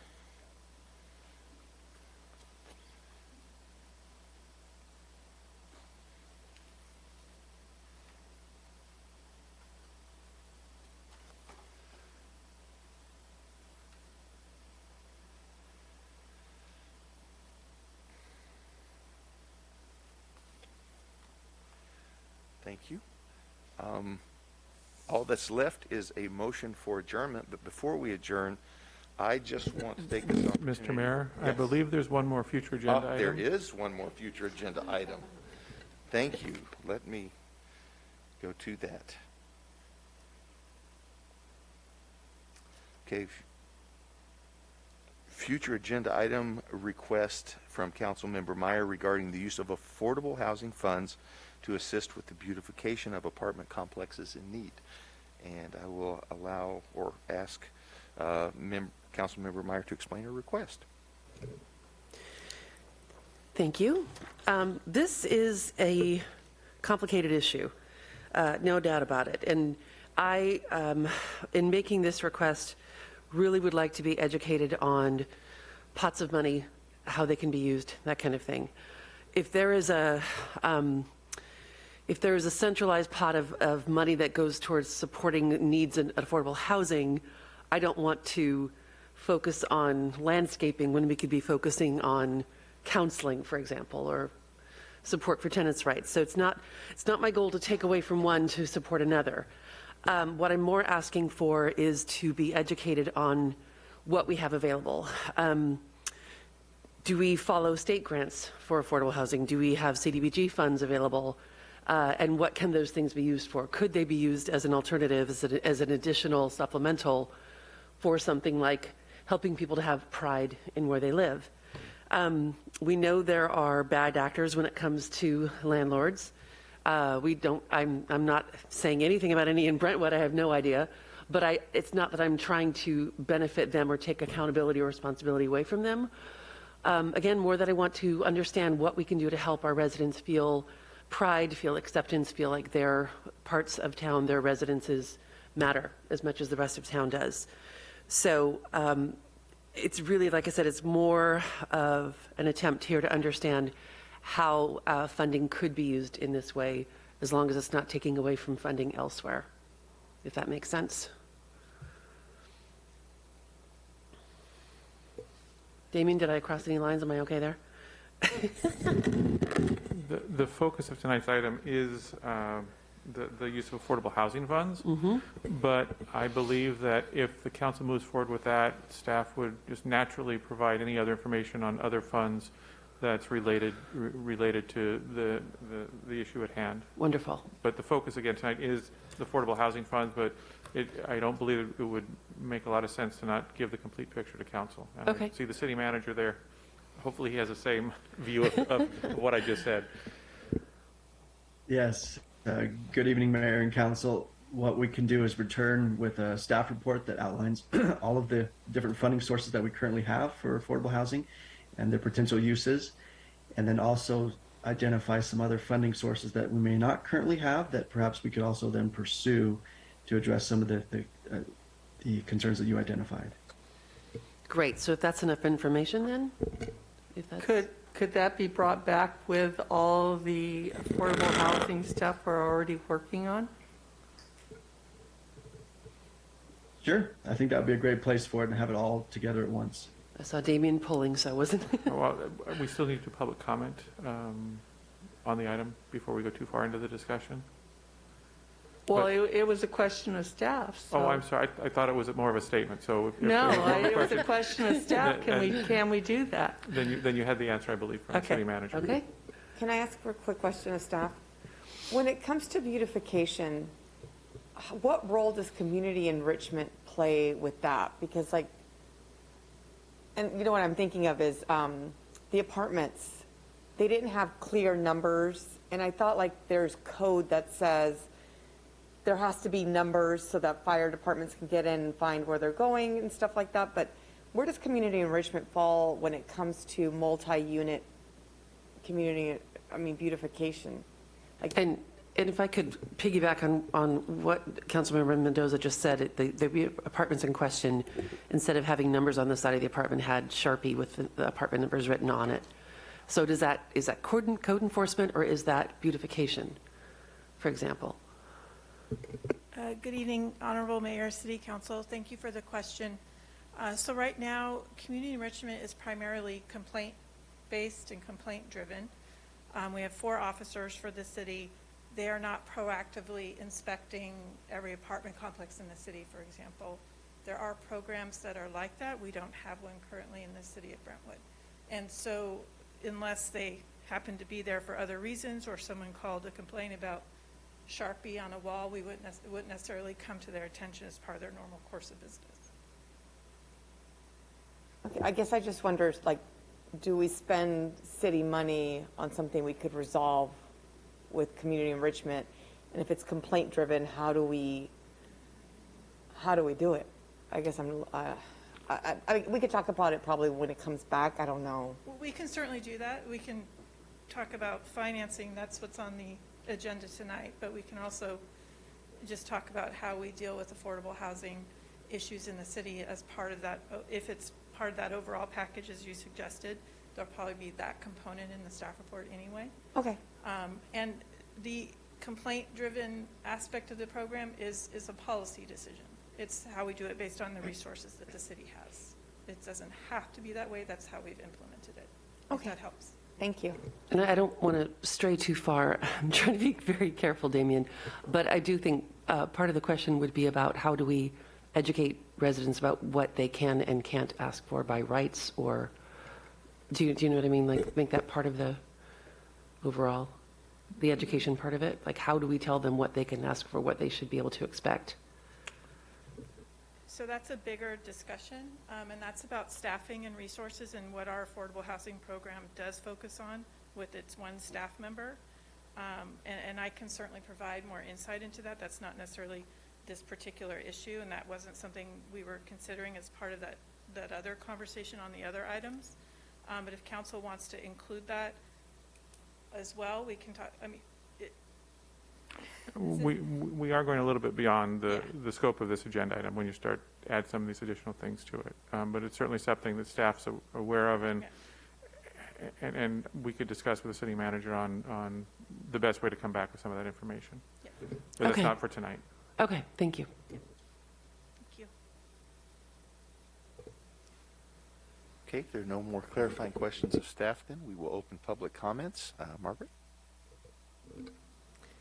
I received no written public comments on this item. If you wish to speak on this item, please raise your hand using the Zoom feature. I'll call upon your name if provided and unmute you to speak.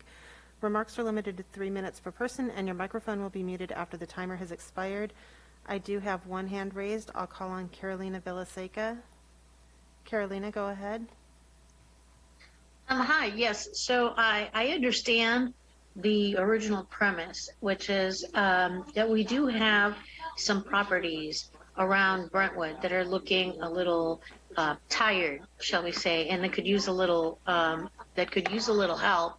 But then I also understand Councilmember Mendoza's question about compliance to code.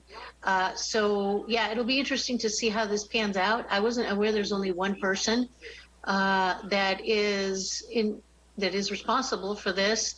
It may be a situation where things are going to have to get prioritized in terms of what that one person can do. So yeah, that's my thought. Thank you.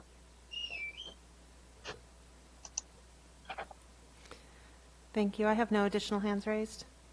Okay, then at this time we will close public comment, move into council discussion on this item. I have a question. So this item, Damien, is just about affordable housing. So if it's not affordable housing, then it doesn't fit this item. The agenda description is the use of affordable housing funds to assist with the possible beautification of apartment complexes. So it's not necessarily affordable complexes, it's just apartment complexes and whether or not affordable housing funds could be used for beautification efforts. Okay, thank you. I know that years ago, several years ago, there was an apartment complex. I don't exactly remember the name of it here in Brentwood, and there was there were funds that were designated to that apartment complex from one of the. You're exactly right, and we were able to work with that owner to improve the facilities.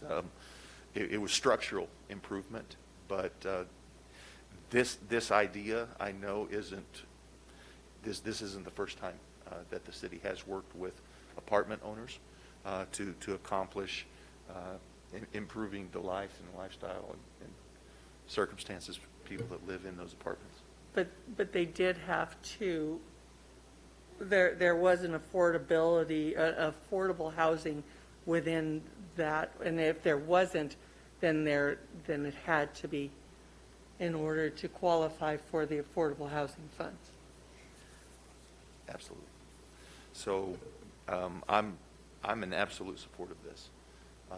If there are funds that we can use for this request, I think that's part of the job of the city is to bring equity to everybody. And if this is an opportunity for resources to go toward that, I support it completely. Does it work like the grants where where there's an expectation that the landlord also takes some responsibility and the city helps out? Well, that's the next question that I would have is, are we dealing with a slumlord? Or are we dealing with somebody who is doing the best that they can to provide affordable housing for our residents, and that's all that they can do? Who draws that line? Yeah. With the understanding that this is not about one apartment complex in particular, it's a citywide question. That's why I was thinking, like, my first checklist would be community enrichment, right? Like, what falls under community enrichment? Did they meet all of those? And there's still a need after that. Then, because, like, for example, El Centro Mart, like, it's different codes and stuff. So they did what they had to do per code, and then we helped them on top of that. And then they're adding money to the kitty. So, yeah. And obviously, this is part of a much bigger conversation. And I think there's going to be a lot. Once the staff report comes back, it gets included with all the other housing issues and the affordable housing issues. There's going to be a much more robust conversation about this, which I will be happy to see. Well, do we need a motion? Just a motion to spend staff time and resources on the item, as it's a future agenda item, and it will then get placed on the larger affordable housing item. Well, that's what I mean. If direction to staff is understood, do we need a motion? Yes, I think you should have a motion. Then I'll make a motion to spend staff time and resources on incorporating this into our bigger discussion about affordable housing. Second. Okay, we have a first and a second. All in favor, aye. Aye. Opposed? It is unanimous. Now, and thank you for that. This is very timely. Before we're adjourned, I do want to thank all of our staff that has been working with our Chamber of Commerce and all of our nonprofits to serve our community at this time of year, as well as all of our council members. I understand that most of the community does not know how much time our council members spend in service to the community and away from their families, even this time of year. So I want to thank all of our council members as well as our staff for all the great work you do, and all of the families in our community. I hope you have a very wonderful Christmas and have an opportunity to make great memories. And if you don't celebrate Christmas, your holiday season, May it be the best you've had yet as we go into a great new year. Do I have a motion for adjournment? So moved. Second. We have a first and a second. All in favor? Aye. Aye. Opposed? We are adjourned.